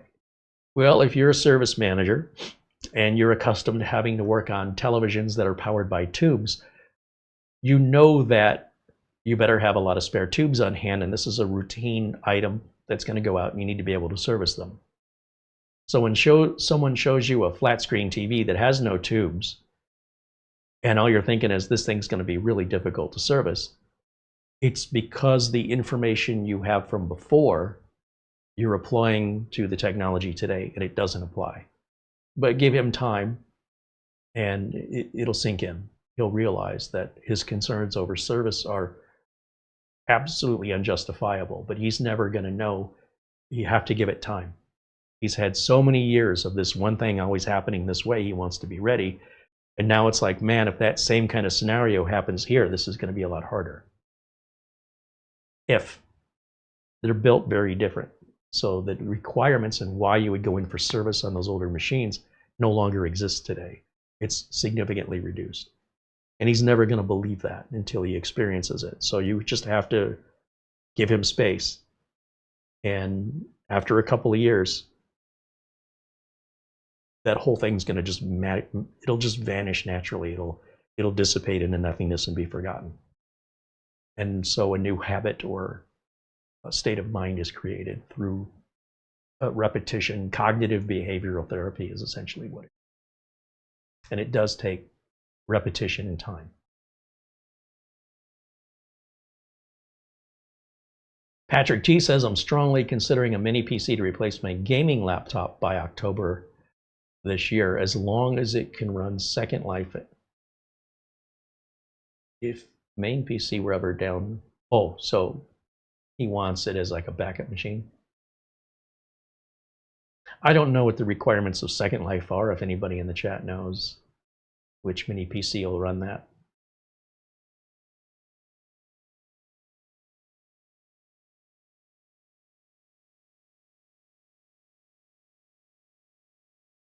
Charlie Purdy wants to know, will you be reviewing the new Minisforum docking station? Yes, we do have one here. And when I get back to the X1AI, my intent is to use the docking station and throw a graphics card on it just to show you what a spider's web of cables, how messy it is. The graphics card will perform to the limit of the OCuLink port instead of to the graphics card's ability when it's plugged directly into a PCIe slot. And I don't believe, at least on the Minisforum, that we can use that for any other PCIe devices like a capture card. My understanding is that will not work. So I do want to demonstrate it. I do believe very strongly, I've predicted that I'm not going to like it and it's going to be not worth it. But as I say, until you actually try it, you never know. I might change my mind. Maybe there's something about it that I just don't know. And I don't know it. So even though I think it's probably going to be a demonstration of why you shouldn't be using it, at the same time, by doing that, there might be other areas for me to reconsider where the value is in that. But for right now, where I stand in theory, it sounds like a complete waste of money and a terrible idea. But I'm going to do it anyway. They did send us the doc, so we can evaluate it. And I'm already negative going into it. But I'm still open-minded enough to try it, just to verify if what I believe is true. Because otherwise, it's just a belief. And I need evidence.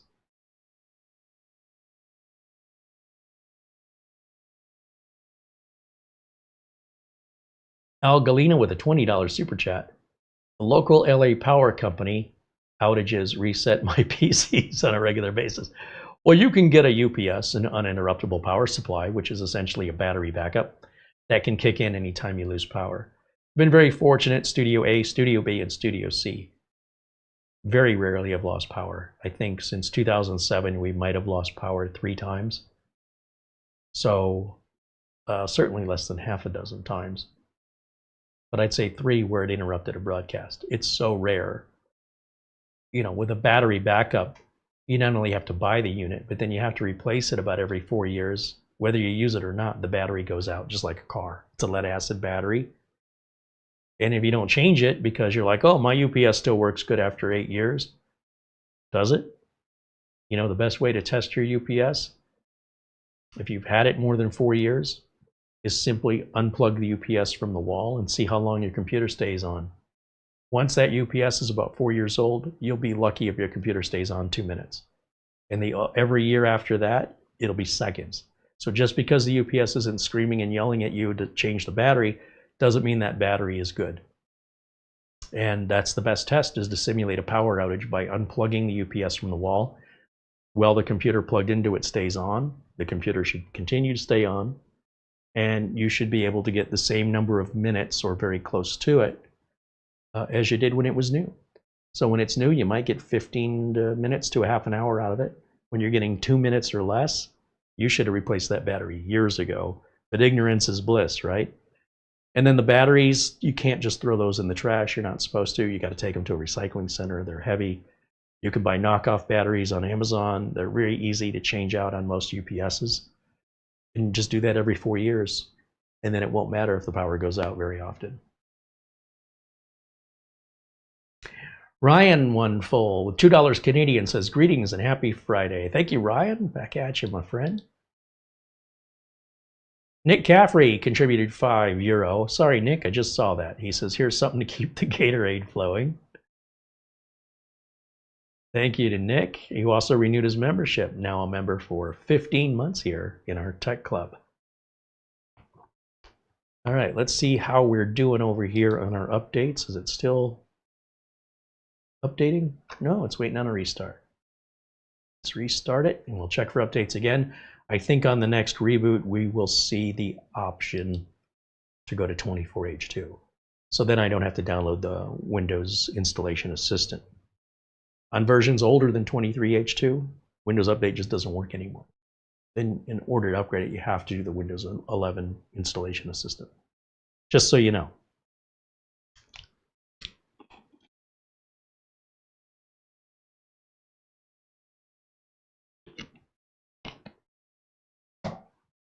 Phil Stodd said, our service manager told me his wife wanted a laptop with Linux. She felt Linux was more secure. My response was, if you want total security, disconnect the router. Total security. Yeah. Well, whatever people use for their justification is fine for them. If that's what makes them feel comfortable. You know, somebody might like memory foam and you might think memory foam is the most uncomfortable thing ever.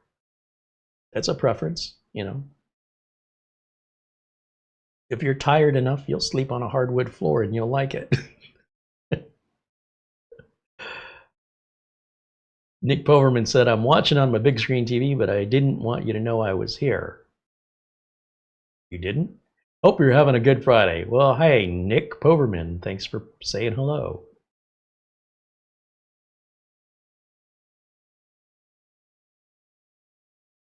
All right, let me go back over to camera 2 and see how our reboot's going. Still updating. Okay.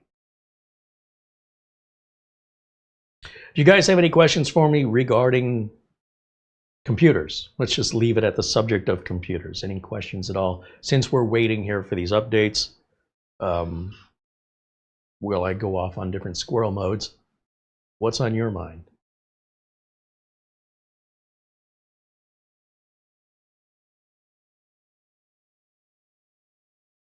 Ryan says, I take it no one's using Windows 10 anymore.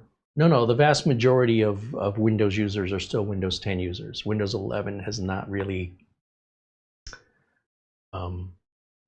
it has not yet become the leading operating system. I think Windows 11 is about 35%. So they got a ways to go. But this will change when Microsoft forces their hand in October. And certainly for people that resist even then, by 2026, it should be a pretty rare occurrence. We'll see. And Ryan with a $2 Super Chat says different strokes for different folks. Yeah, it's not a bad thing. Respect it. You want somebody to respect your choices, respect theirs. Get what you give. Andy wants to know what the cover of the machine. So Andy, I think maybe you joined us late. We went through a whole discussion of that, and I would just recommend you rewind the video. But to summarize, that's the optional OCuLink port that's included in the box. And you have to either sacrifice your second M.2 slot for storage to use OCuLink. And there's a dust cover over it, because without the adapter in there, it's just a hole.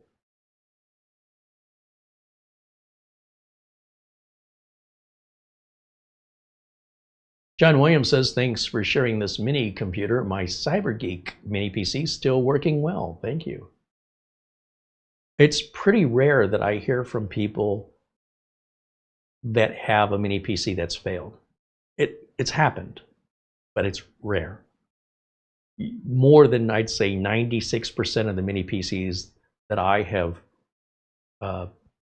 deployed out to people, companies, etc., maybe 4% of them had an issue. The issue is on par with desktops. Like, the reliability rate seems to be about the same. And what I hear more is how much people are just still amazed by the mini PC months later, even years later. They're just like, they can't believe it. I can't believe this is still working. Yeah. So for the people that have never had one before, it's very easy to dismiss them for all kinds of made up reasons. But my challenge to those people is show me those reasons still exist today. I do know those reasons were valid years ago with different products. This should be considered something different. You need to start at ground zero again and build up that trust. And as long as you dismiss it and never trust it, well, you're really just harming yourself.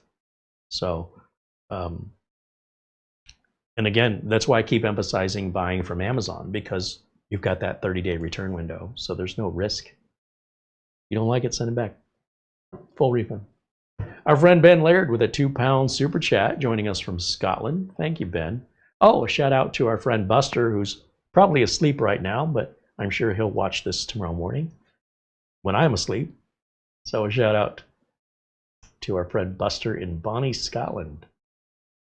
Just thinking of him when I saw Ben Laird, who also joins us from Scotland.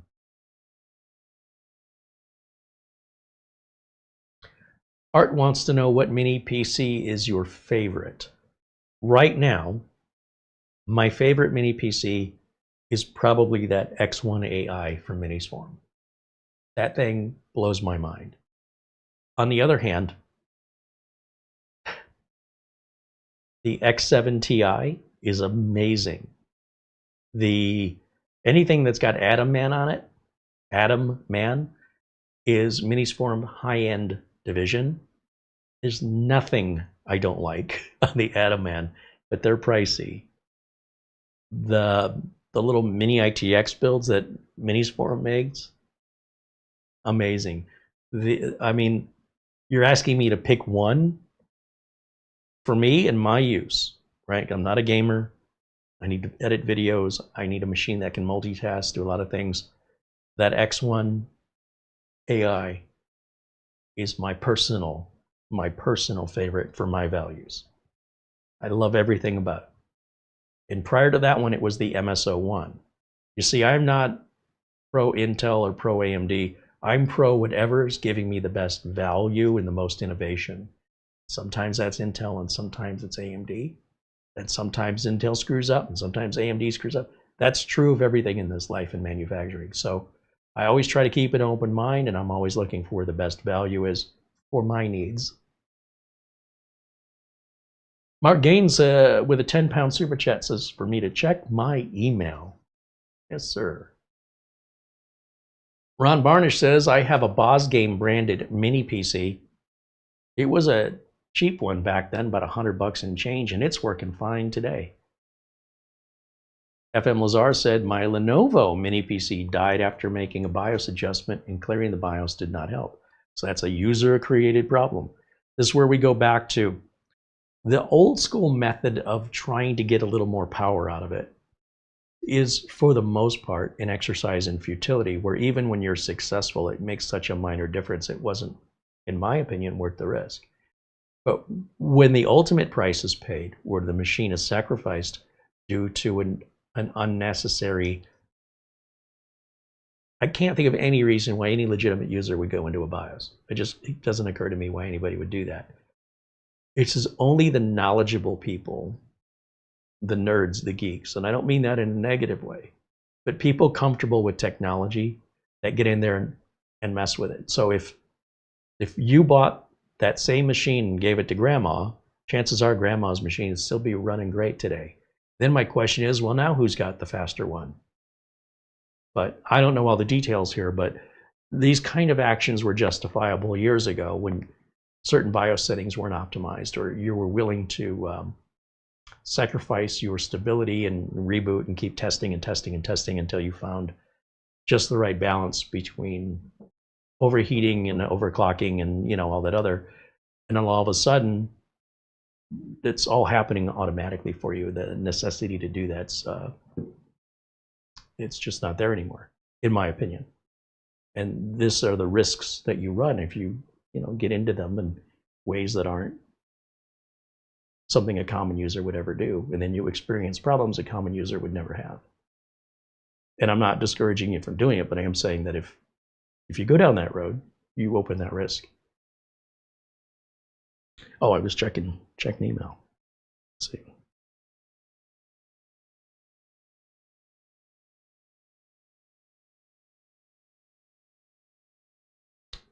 What do we have? Oh, Mark Gaines with a $63 PayPal Super Chat contribution. Right on. Thank you, Mark.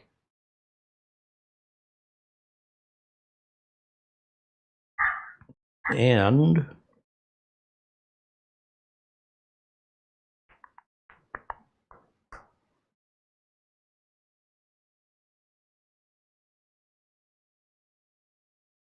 oh, I missed a client call. Okay, so I'll have to give my client a call back here as soon as we're done. Hopefully I don't forget that. If you guys, again, if you have any questions for me, this is a good time to ask while we're waiting for the system to restart. Let me jump back over here just to see how it's doing. Oh, we're back at the desktop. All right, so let's go back over to Windows Update. And settings. There's updates. And we'll check for updates here.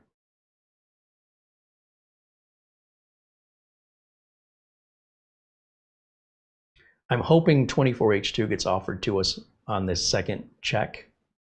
Don't panic if it doesn't. Sometimes there may be a few other lingering updates. In this case, my prediction was accurate, and Windows 11 24H2 is now being offered automatically. This will take a while to install, and you don't have to sit here and stare at it like we're doing right now.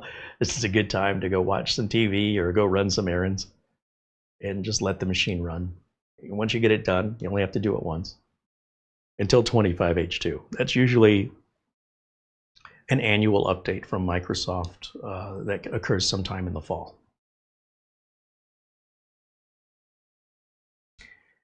Newsfan said, I work for a poor public library. We have 15 public computers and no funds to buy new for Windows 11. Any thoughts? Those kind of decisions are made by your city council. And so your city council would have to decide how they would proceed. It's nothing I can help you with. Even if I had the answer, you would not be able to implement that. Government, like libraries, things of that nature, they have to be run through councils and budgets. And an outsider can't come in and change that. Just so you know, that's got to be dealt with internally, unfortunately.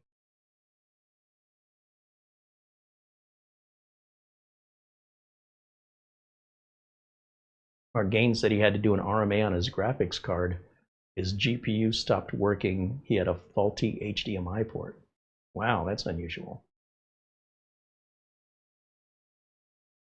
And let's see, Mark Leibowitz said he's got another client who got an underpowered V-Link U59 as a gift and was similarly unhappy with it. I convinced her to try an Ace Magician model with much better specifications, and she's very happy with it. Well, sure, I don't mean to imply also, by the way, that all mini PCs are good mini PCs.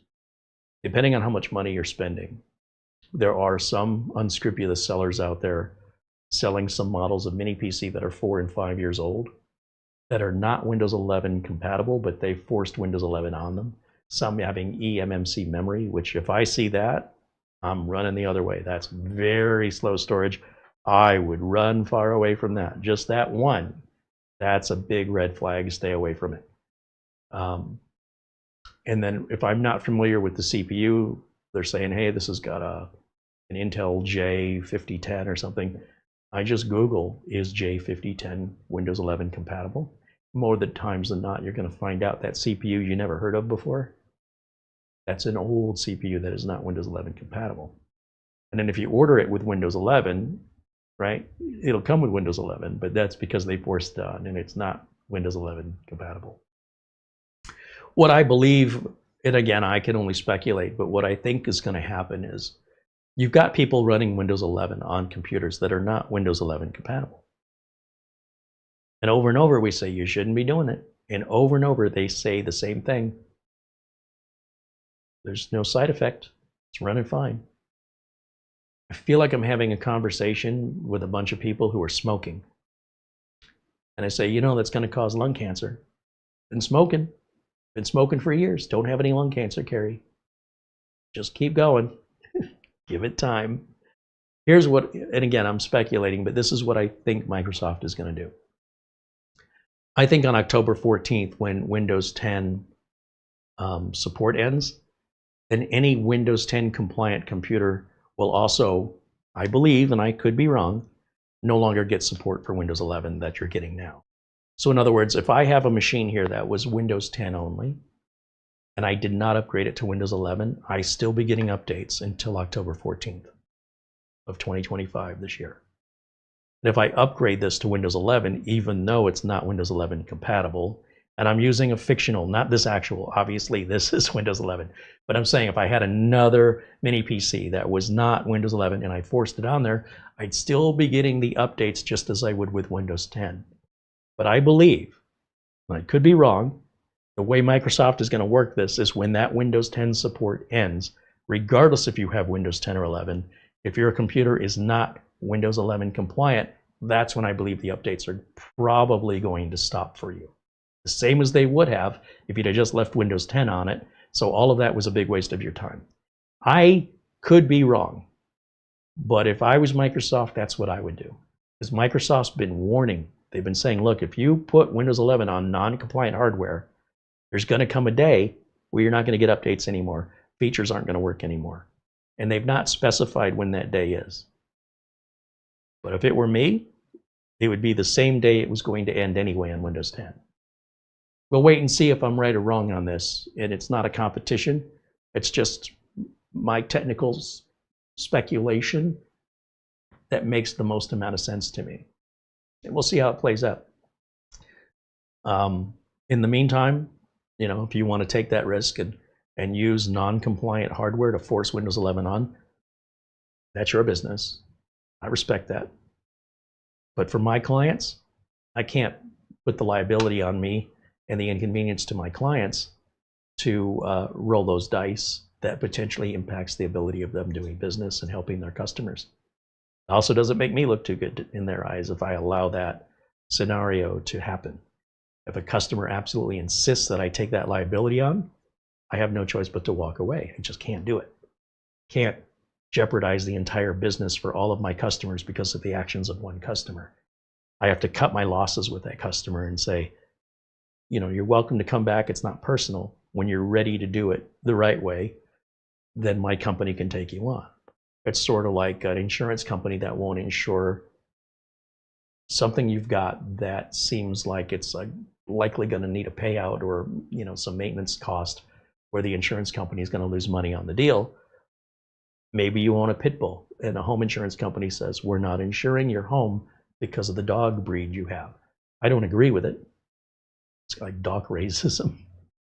But the business decision, it's not like, well, we don't like you. It's just, these are the rules. This is how the business runs. And so in the same way, keeping that Windows 10 after support ends, I can deal with that for a few months.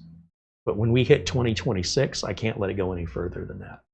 At that point, the customer needs to either find somebody else for their maintenance or let me go ahead and get them up to spec, not only for their best interest, but for mine.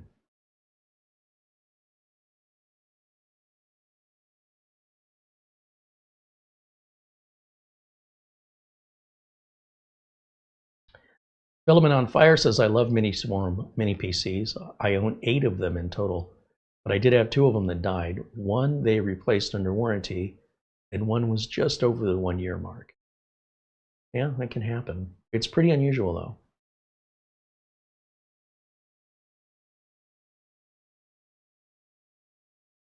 I appreciate you sharing your experience with us, though. That means a lot. Again, hearing from actual experience carries a lot more weight for me than I read somewhere somebody said this or did that. Maybe they did.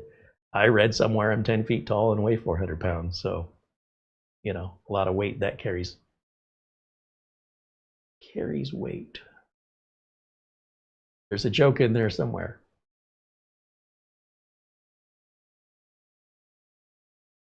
John Paul Bacon said, from what I've been seeing at Amazon, the Atom Man mini PCs look like higher end desktop replacements that could go head to head with desktops, maybe even in AAA gaming.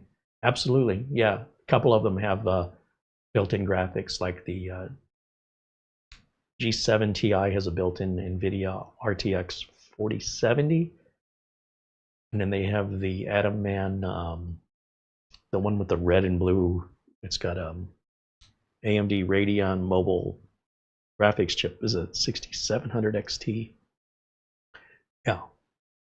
Yeah, they can absolutely go straight on in with AAA game, and that's what they're designed to do, but they're also priced accordingly. Jason Wyrick stops in to say hello. Hey, welcome in, Jason.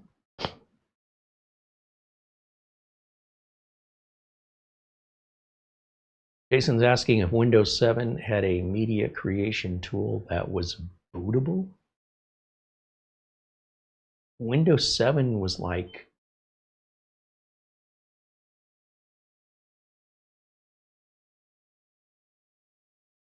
I think I was in my late 30s when Windows 7 came out. That was a long time ago.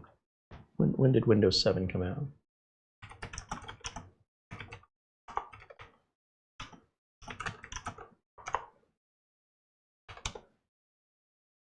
(2009), so 16 years ago. So I would have been 41. If you're asking me anything about something 16 years ago, I can't remember. I have no idea. One of the downsides of technology advancing so much, so quickly and so often, is a lot of the older technology I haven't seen or used in years, I've more or less forgotten. It's that space in my head has been used for the latest. And because it's not slowing down, as we get more complicated into, well, these are NVMe drives, and this is Gen 3 and Gen 4 and Gen 5, and now there's going to be a Gen 6. We're already working on PCIe Gen 7 standards at this point. Then you've got Wi-Fi 6, 6E, and 7. You've got all these different numbers and standards that keep advancing. USB, 3, 3.1, 3.2, 3.2, Gen 2 by 2, USB 4. And that's current, right? So that stays kind of right there on the surface. Everything else just keeps sinking deeper and deeper until I just can't reach it anymore. It might still be in there somewhere, but I can't remember. No idea. Nor do I care, because that information, apart from trivia, it wouldn't matter to me these days whether it did or it didn't. Art wants to know what I think about Intel graphics cards. I mean, I don't have an issue with them. And again, it depends what you need. I think you get a good solid value if what you're looking for when it comes to a mid-range gaming PC compared to what the equivalent NVIDIA or AMD would cost you to get that level of performance. The Intel at that level is going to save you some money. I don't see any quality issues. I don't really hear about any driver issues. So yeah, I've got nothing bad to say about them. Now, if you want just the fastest thing possible and you're willing to open the wallet to the maximum amount of expense, Intel doesn't compete on that side. But that doesn't mean they're not a good value.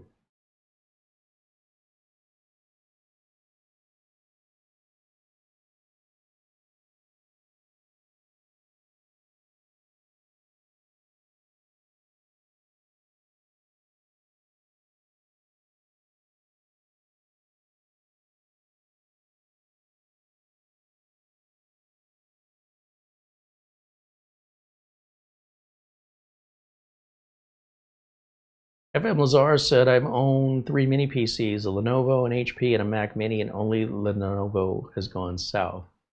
That's not a very big sample size to come up with any conclusion over manufacturing quality or performance. Lenovo, I think, makes more mini PCs than HP or Mac does. So the odds are there's more of them out there. So if 1% of those fail, that's going to be a bigger number than if 1% of HP's minis or Mac minis. You're going to see a higher failure number at the same percentage range, 1%. Food for thought. But you know, if there's a brand that you're convinced you don't like them, don't buy them anymore. You know, that's the great thing about the market, is at the end of the day, we have choices. And for whatever reason you make your choice, it could be a bad experience, or it could be, for me anyway, it's about value. And one company can offer better value for a little short time, and then another company, complete competitor, offers better value for a short time, and then these things go back and forth. So I'm not aware of any mini PC brand to really avoid. There's nothing here I'm advising you to stay away from, but I also suggest that if you're working with a brand you've never worked with before, make sure you buy from like Amazon, a place where you have that ability for a trouble-free, cost-free return within a certain period of time, so you have time to evaluate it for your values. Because at the end of the day, what one person thinks is trash, another person is going to think is treasure. That's, you know, pretty much the way it is in life with everything. You don't believe me? Just go on eBay or Facebook Marketplace. There's a lot of trash. People are buying it. What are you gonna do? I don't know.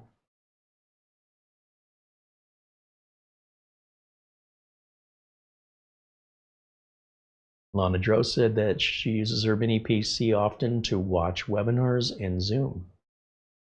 Yeah, well, that's a very minimal use.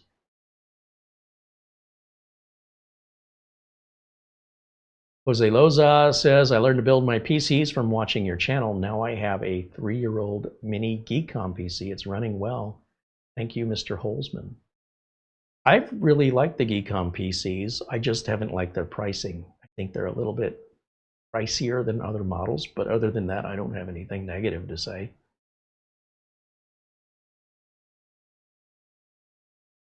Eugenio Dago received a TrigKey mini PC from us, and he says that continues to work perfectly.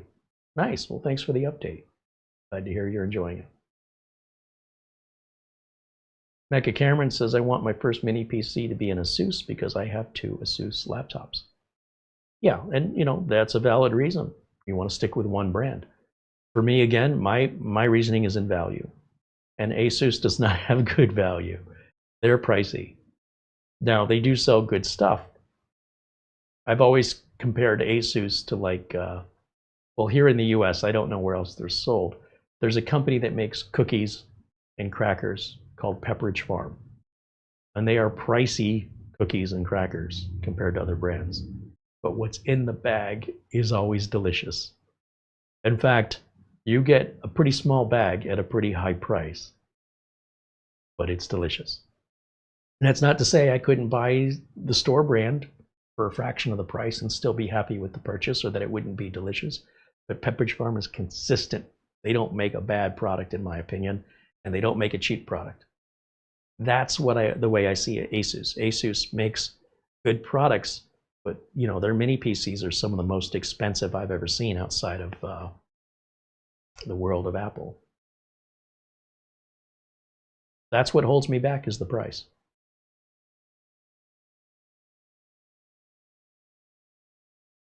Mark Gain said Windows did not have a media creation tool until Windows 10. Yeah, I want to say,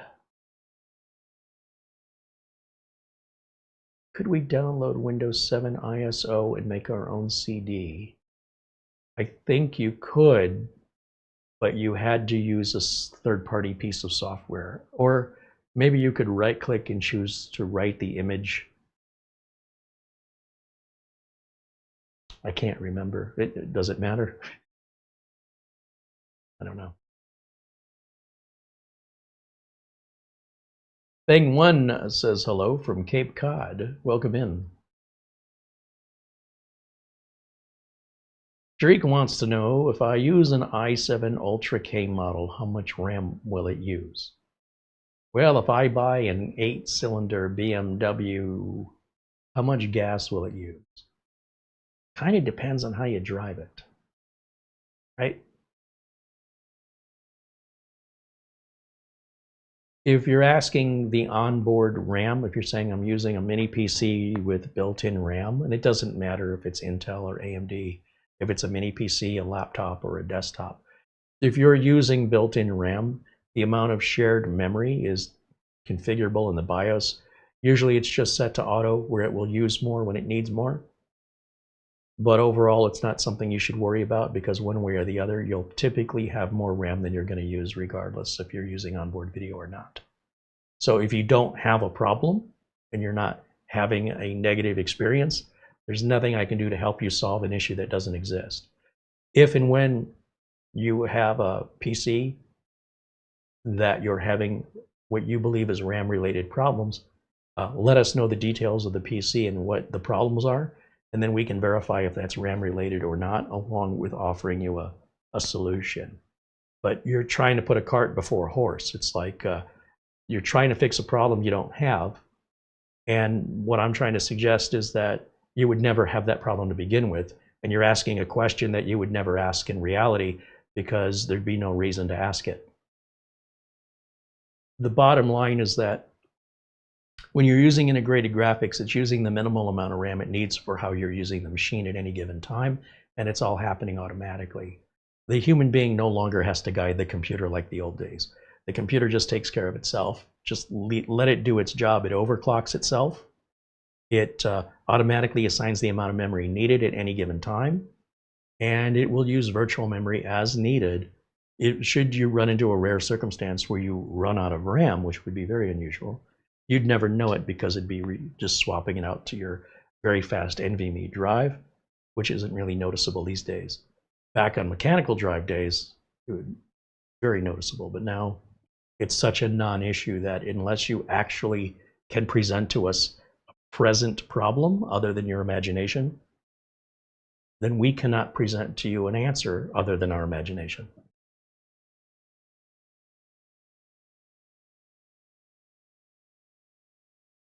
Becca Cameron said he was burning CDs in 2006. Yeah, well, CDs came out in the 90s, so it's pretty pricey to get a CD burner. It had to be in the late 90s. They were like $150 a piece, and then the blanks were like $2 each. Yeah, good old days. Frank Jimmy says hello, joining us in the chat. Eddie Sawyer said he quit smoking cigarettes. Good for you, Eddie. Think of the money you're saving. Let alone the health benefits, right? We'll go right to the priority.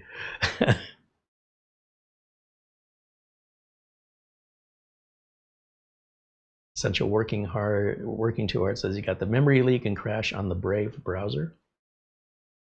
That happens in the YouTube live chat for all of us. Not much we can do about it, but it's If you're joining us in the live chat, if your browser should crash on you, that's nothing you can fix. It's a YouTube problem. You can refresh or reload the page. It should put everything right back.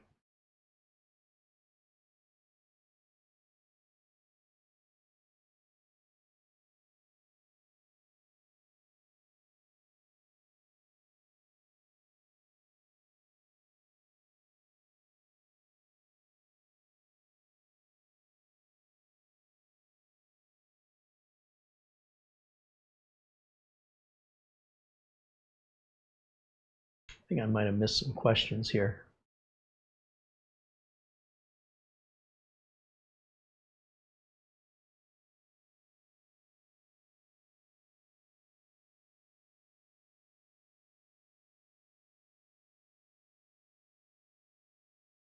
If you've asked a question and I've not addressed it, it's because I haven't seen it. Go ahead and post it back in the chat, and I'll do my best to provide an answer for you if I have an answer.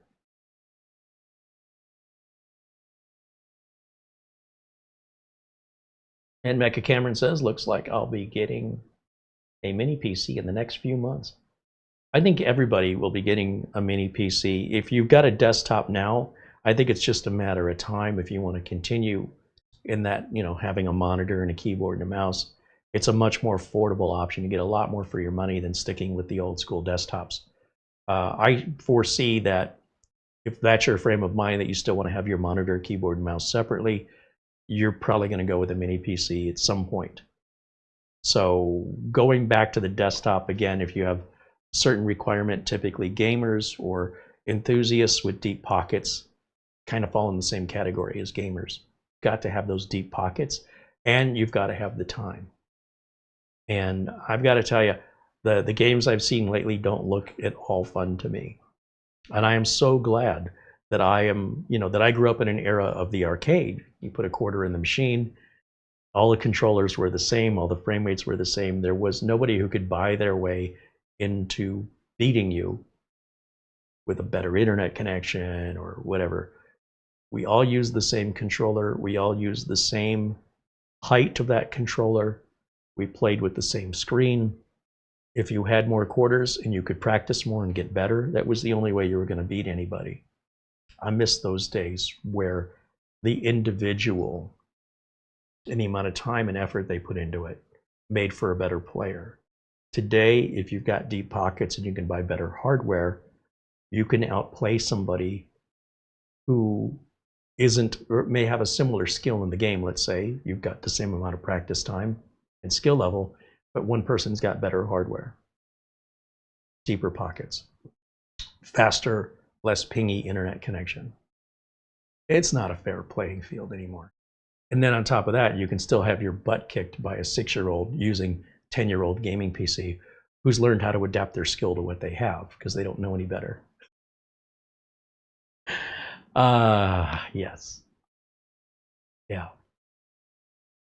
It's frustrating when someone can have a different controller than the controller you have to play the same game on the same level at the same time. And you're at an unfair advantage. It has not really a whole lot to do with your skill. So it's hard to know when you're being beaten in a game if somebody's cheating or somebody spent more money to give them an advantage. In the arcade, you put your quarter in, and there's just no way around it. You had to put in the time. Or you had a natural talent, which was pretty unusual for a video game. And it was just a much more fair playing field.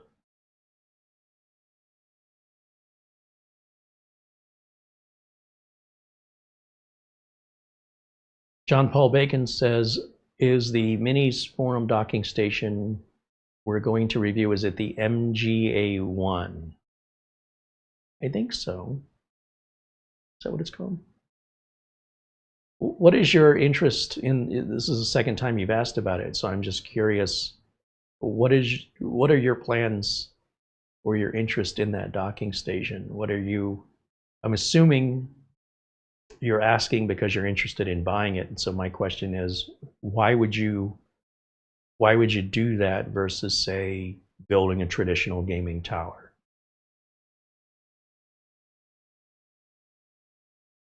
Jose wants to know if I still take old computers to the desert and shoot them. Well, the desert is getting further and further away. The population of the Maricopa County, where Phoenix is located, is growing outwards. It's like a circle. It's almost like a fire, and it's just destroying any natural habitat as it expands outward. Phoenix is, or Maricopa County is the 5th most populated in the United States, and that getting to the desert isn't a 20-minute drive anymore. Going out to the desert is now an hour and a half. And it's too much trouble, it's too much effort. A lot of the places where we used to do that are now housing subdivisions that doesn't even look recognizable to what it once was. So unfortunately, you know, unless I move towards the outskirts, which I have no plans of doing, it's too much of an effort to get out there and find a place that's safe to do so. So something else that's changed with the times. Now, of course, if I were to live in a more rural area, somewhere more woodsy, the more private, not in a big urban area, it'd be a different story. But yeah, the city just every year is bigger. And I mean, just me going to another town on the other side of Phoenix, many times I don't even recognize it. It's even stuff they built, they've already torn down and replaced. That building, they just built it, it's gone. It was right there. When I got this, my first computer repair job was in 1991. It was on a road called Chandler Boulevard. And if you made a right turn off of the freeway, you'd go a couple miles and Chandler Boulevard was all dirt road.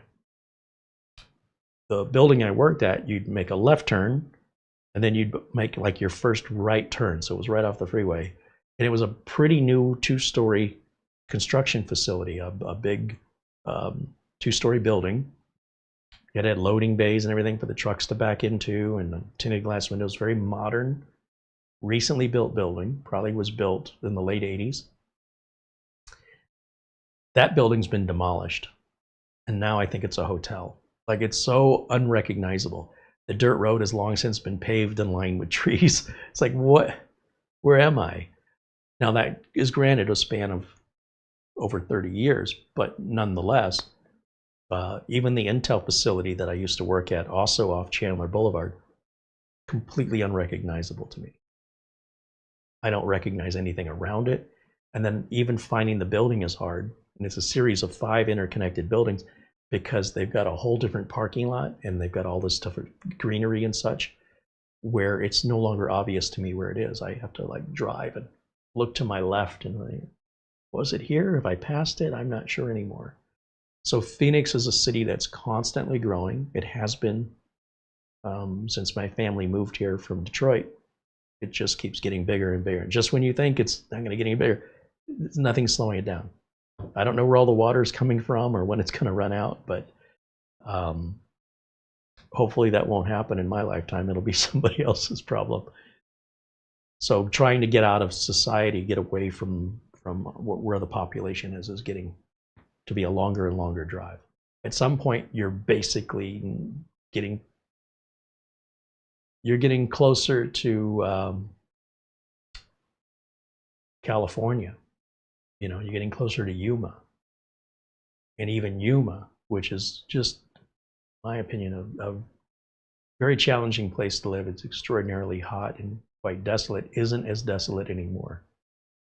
It's growing bigger and bigger and bigger.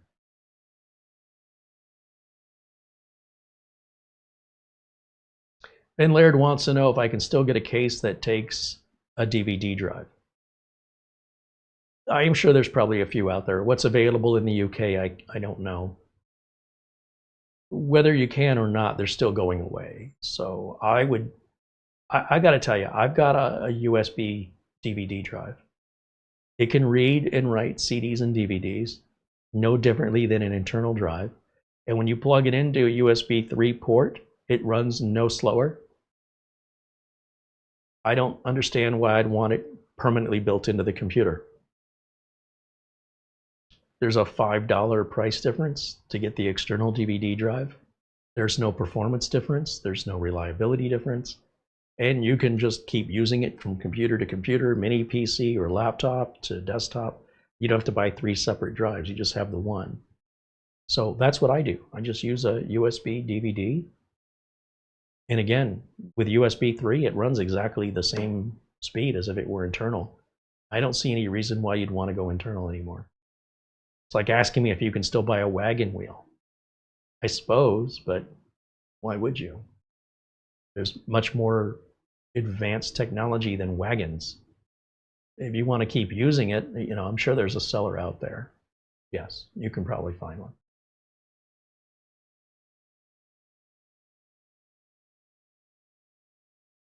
John Paul Bacon said he's asking about the GPU dock because he's doing research on a possible upgrade for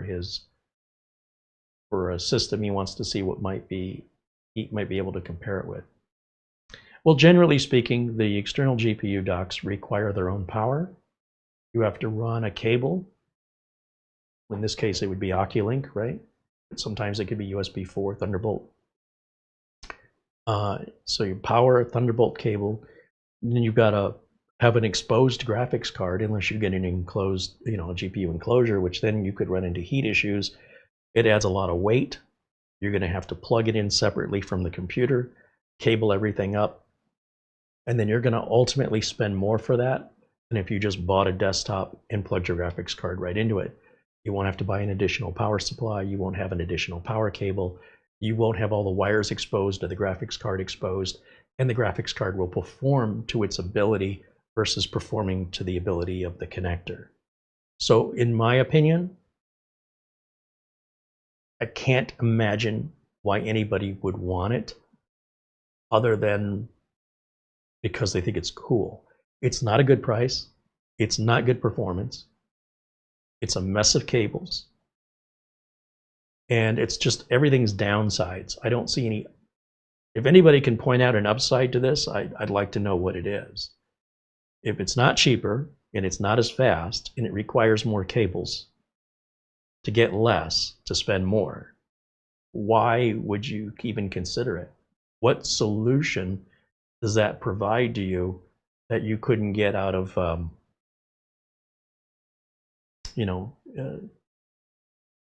even a mini ITX computer build would be cheaper.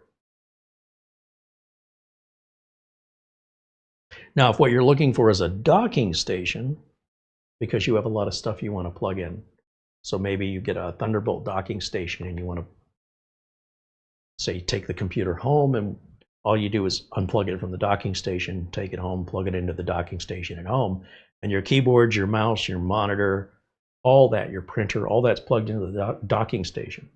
So all you do is you take your mini computer, bring it to the office, plug it into the docking station, and all your peripherals are hooked up. It's a lot easier. We used to use those a lot with laptops, where people would take a laptop home, they'd come back to the office and they'd want to plug it into the docking station, which was already pre-connected to monitors and network and all that stuff. That I get. But the whole external GPU thing, I just don't understand. You know, when we build mini PCs now that can take a graphics card, full-size graphics card, that are all enclosed safely, use one power cable, and get the full performance of that graphics card and ultimately cost less, I don't know why I'd want to spend more to make it look worse, be exposed to the environment, and then underperform to its ability because of the throughput of the limitation of the cable. Yeah, just having a hard time. Again, I've never used one, but I'm picturing it in my head and it just doesn't make any sense to me. For all that time and all that money, you could have just built a regular desktop or micro ATX, mini ITX.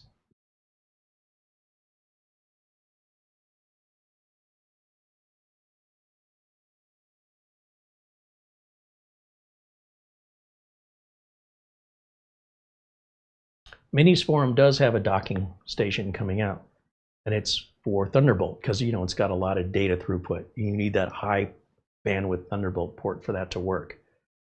And when they introduce that product or release it, I think it's been introduced, but they said they will send us one to evaluate. Now, I personally don't have any need for a docking station. but I could certainly see where that would benefit some people to have that. Some people, they get intimidated by all the cabling. So if you can just hook all the cabling up for them and all they do is just plug into the docking station and then everything's already hooked up externally, yeah, that would definitely remove that barrier for that customer to say, you know, well, that's too much trouble, because that's nothing to plug in a cable.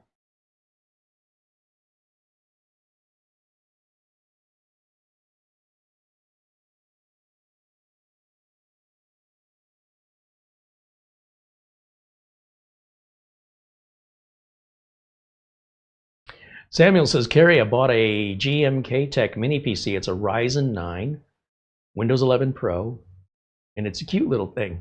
You know, not only should it be cute, it should really perform well, and hopefully it's not very loud. They're very impressive in how much power and performance they deliver for the cost compared to if you built one yourself, right? If you built a traditional desktop, you'd probably spend somewhere near twice the amount of money to get basically the same performance. So that tends to be the overall consensus from people.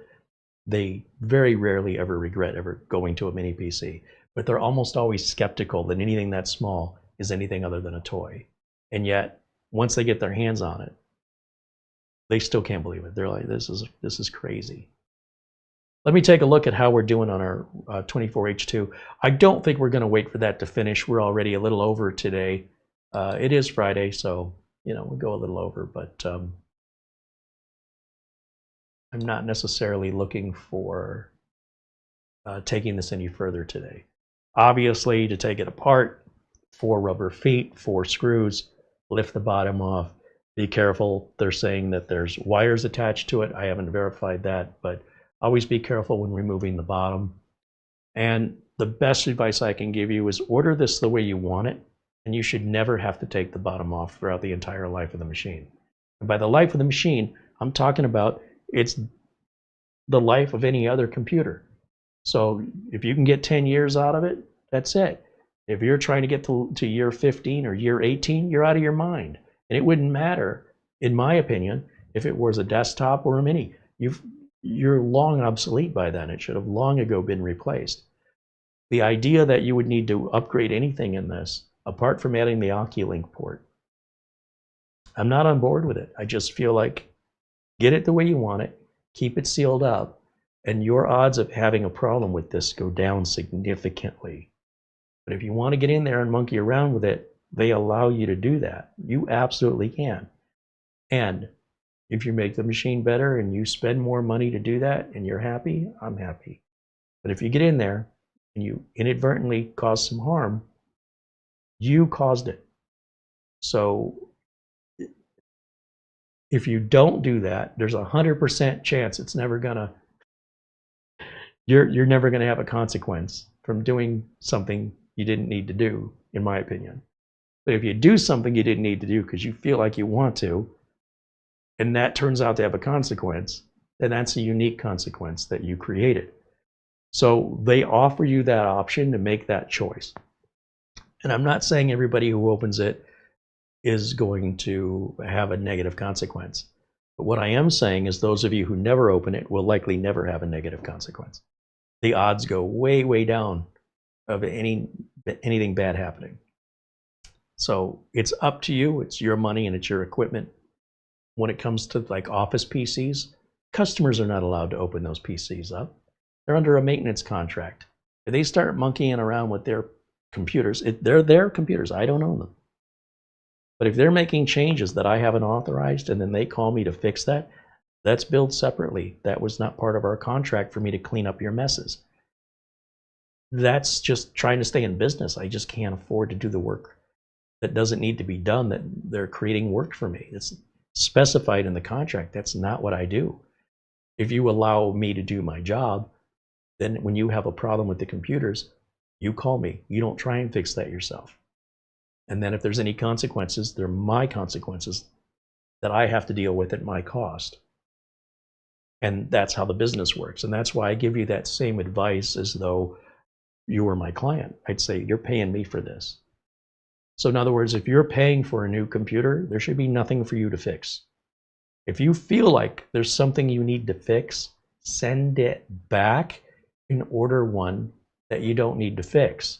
I'm trying to say, at least if you want a higher probability of having a computer that's trouble-free.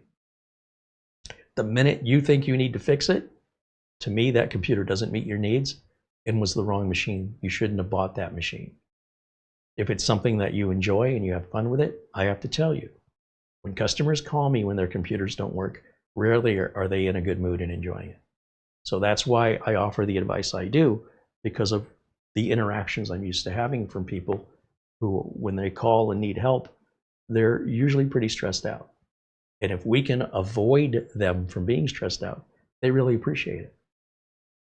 With that same logic, I'm telling you how you can avoid being stressed out. But I realize some of you like that. So do with that information what you will, but that's why I say what I say. There is a logic and a reasoning. By default, I want people to have a great experience with using the computer. If you enjoy opening them up and tinkering with them, maybe you should consider doing that for a living, because that'll fix that problem.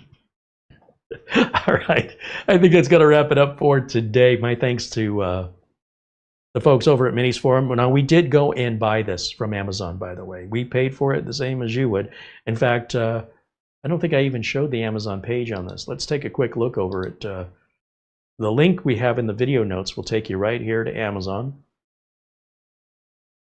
And you'll see it's got a price of $584, but there's a $120 coupon. And when you apply that, you're down to what, $460? That's a really great price. When you consider just how much, wait a minute, that's the other one. That's last week. We have the UM. Okay, when you click on our link, it's going to take you to last week's NAB 9 and this week's UM880. It's basically a very similar Intel versus AMD mini PC around the same era, close to the same price. This one is a little bit more. This is a $120 coupon off of a price of $640. So we're looking at what, $520? So it's about $50 more. And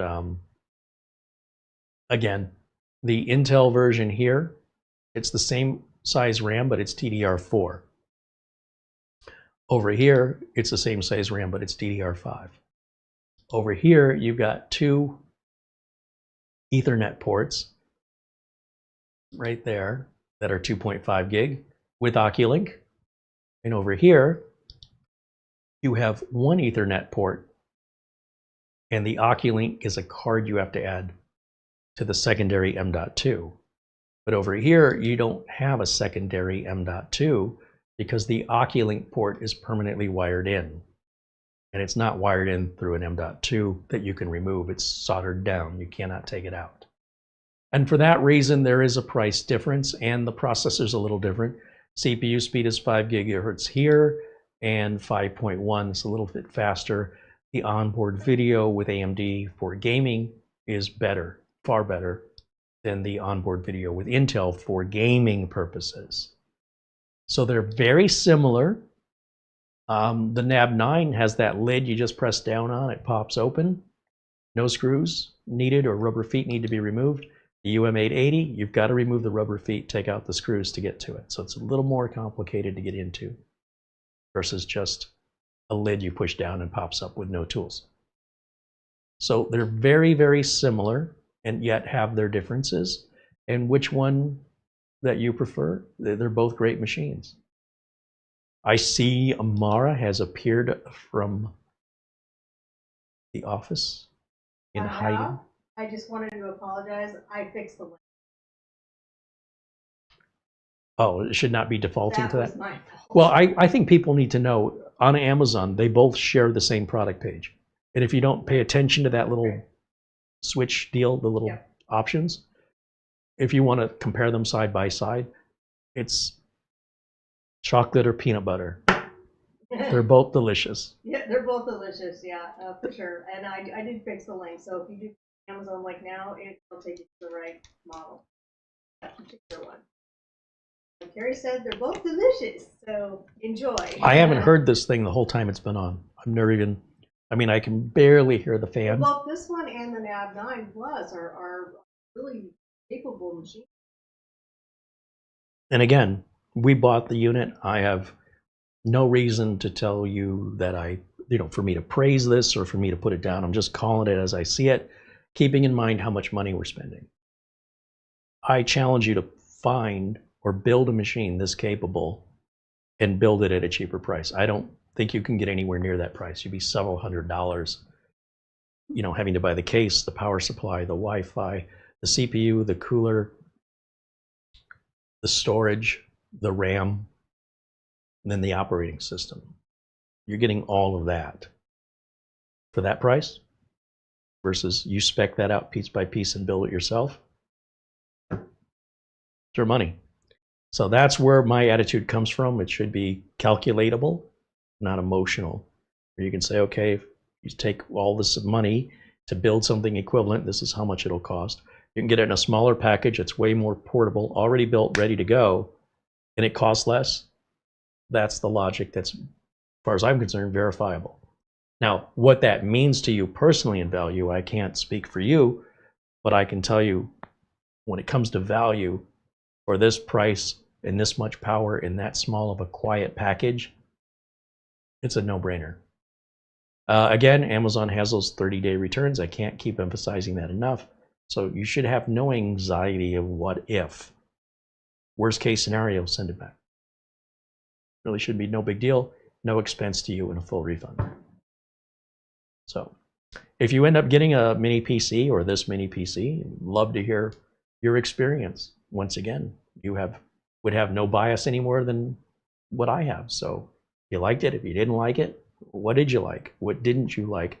We'd love to hear from you, from your unique perspective. You can leave your comments in the your feedback in the comment section below the video. We have been working with Minisforum a lot. Like I said, we've got the GPU dock to test, and then we've got a docking station, presumably that'll be sent to us. And so a shout out and a thank you to them, because I enjoy working with a company that's always innovating in the space, and they're a respectable manufacturer that doesn't charge an arm and a leg, Apple. And I'm happy to show off their products there and show you guys, introduce you guys to some options that have never been more affordable. Of course, thanks to Mara for all the hard work she does in the background, all the administrative tasks that she does. And our friends over at SCD Keys, of course, where we get our coupon. We have a coupon code Carey that'll give you 30% off. They're already really inexpensive prices for legitimate, legal, authorized Windows and Microsoft Office license keys. With the coupon code Carey, you get 30% more off. To be clear, I don't make a commission on this. I'm trying to do things for my viewers that's right, that I feel is the right thing to do. And I know a lot of people are not accustomed to that on a YouTube channel. It's the same thing I do for my real life customers. And remember, my YouTube channel is an extension of my real life business where I'm held accountable and liable. And most YouTube content creators in this space just do this for fun. They enjoy it. They're enthusiasts. And a lot of things they do are very impractical, and they're not held accountable should anything go wrong by a customer who's paid the money, right?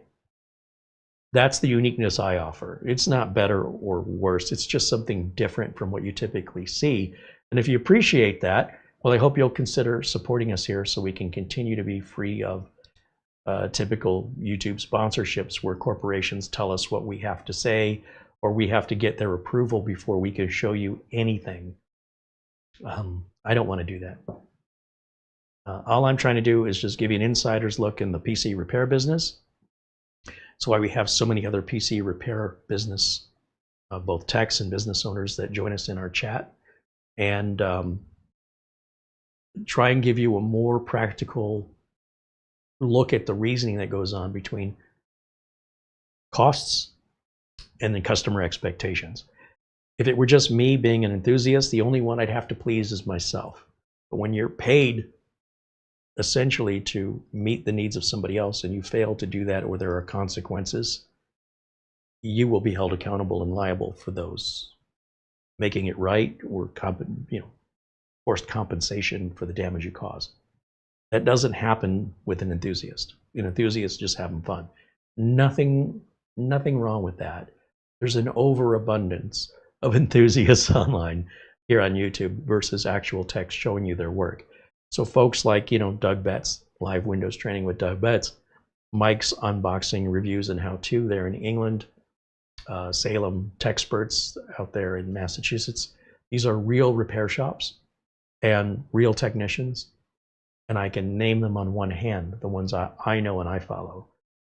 The big channels that you likely know of, those aren't techs, and likely have never ever been techs. Again, nothing wrong with that. Nothing's inferior or superior, but the perspective is different in how they present.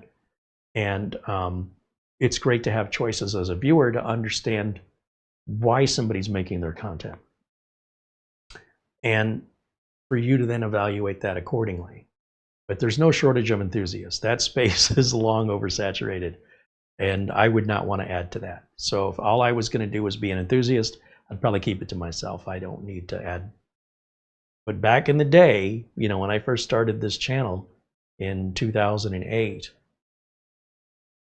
it felt like there was a giant gap here on YouTube showing real practical work in the PC tech space.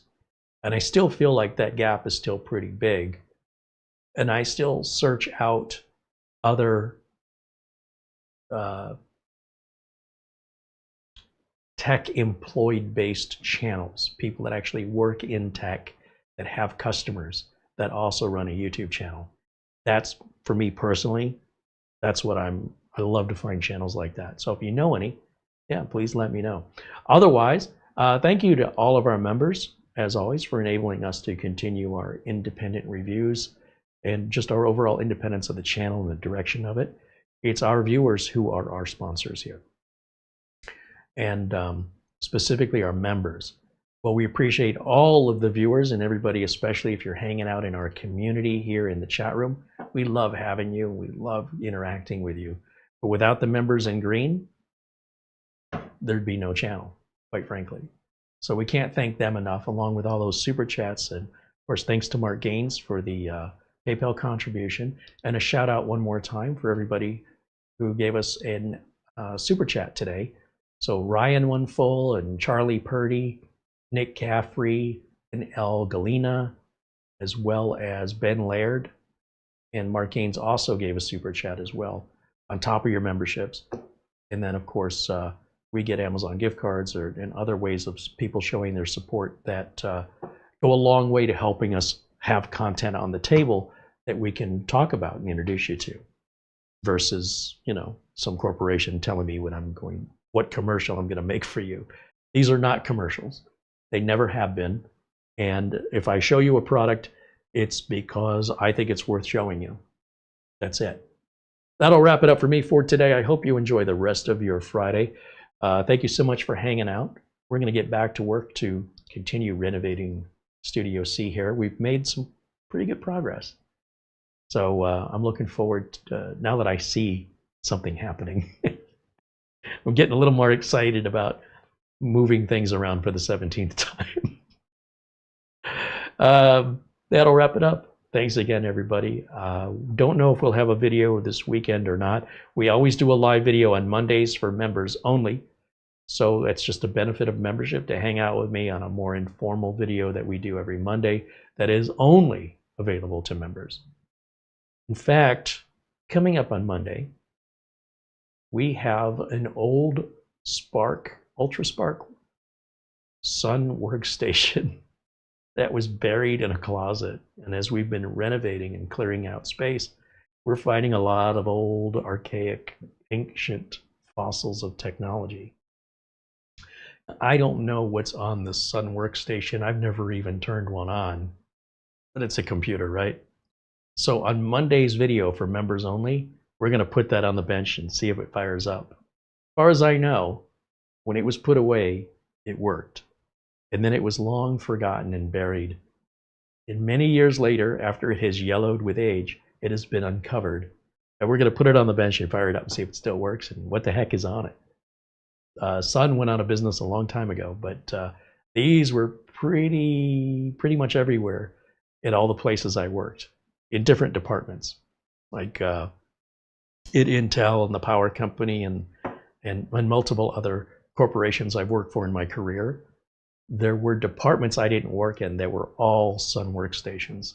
So I always kind of looked at them longingly, but I've never really gotten to touch one. But hey, maybe it won't even work. I don't know. I think if it's technology, if it's a computer, and it's simply been turned off, I think it's likely just going to turn right back on again. You know who's going to find out? Members on Monday at 1 o'clock. So I hope you'll join us then. And that's going to wrap it up for me for today. Thank you for hanging out. We'll see you all again very, very soon. Have a great weekend. Bye for now.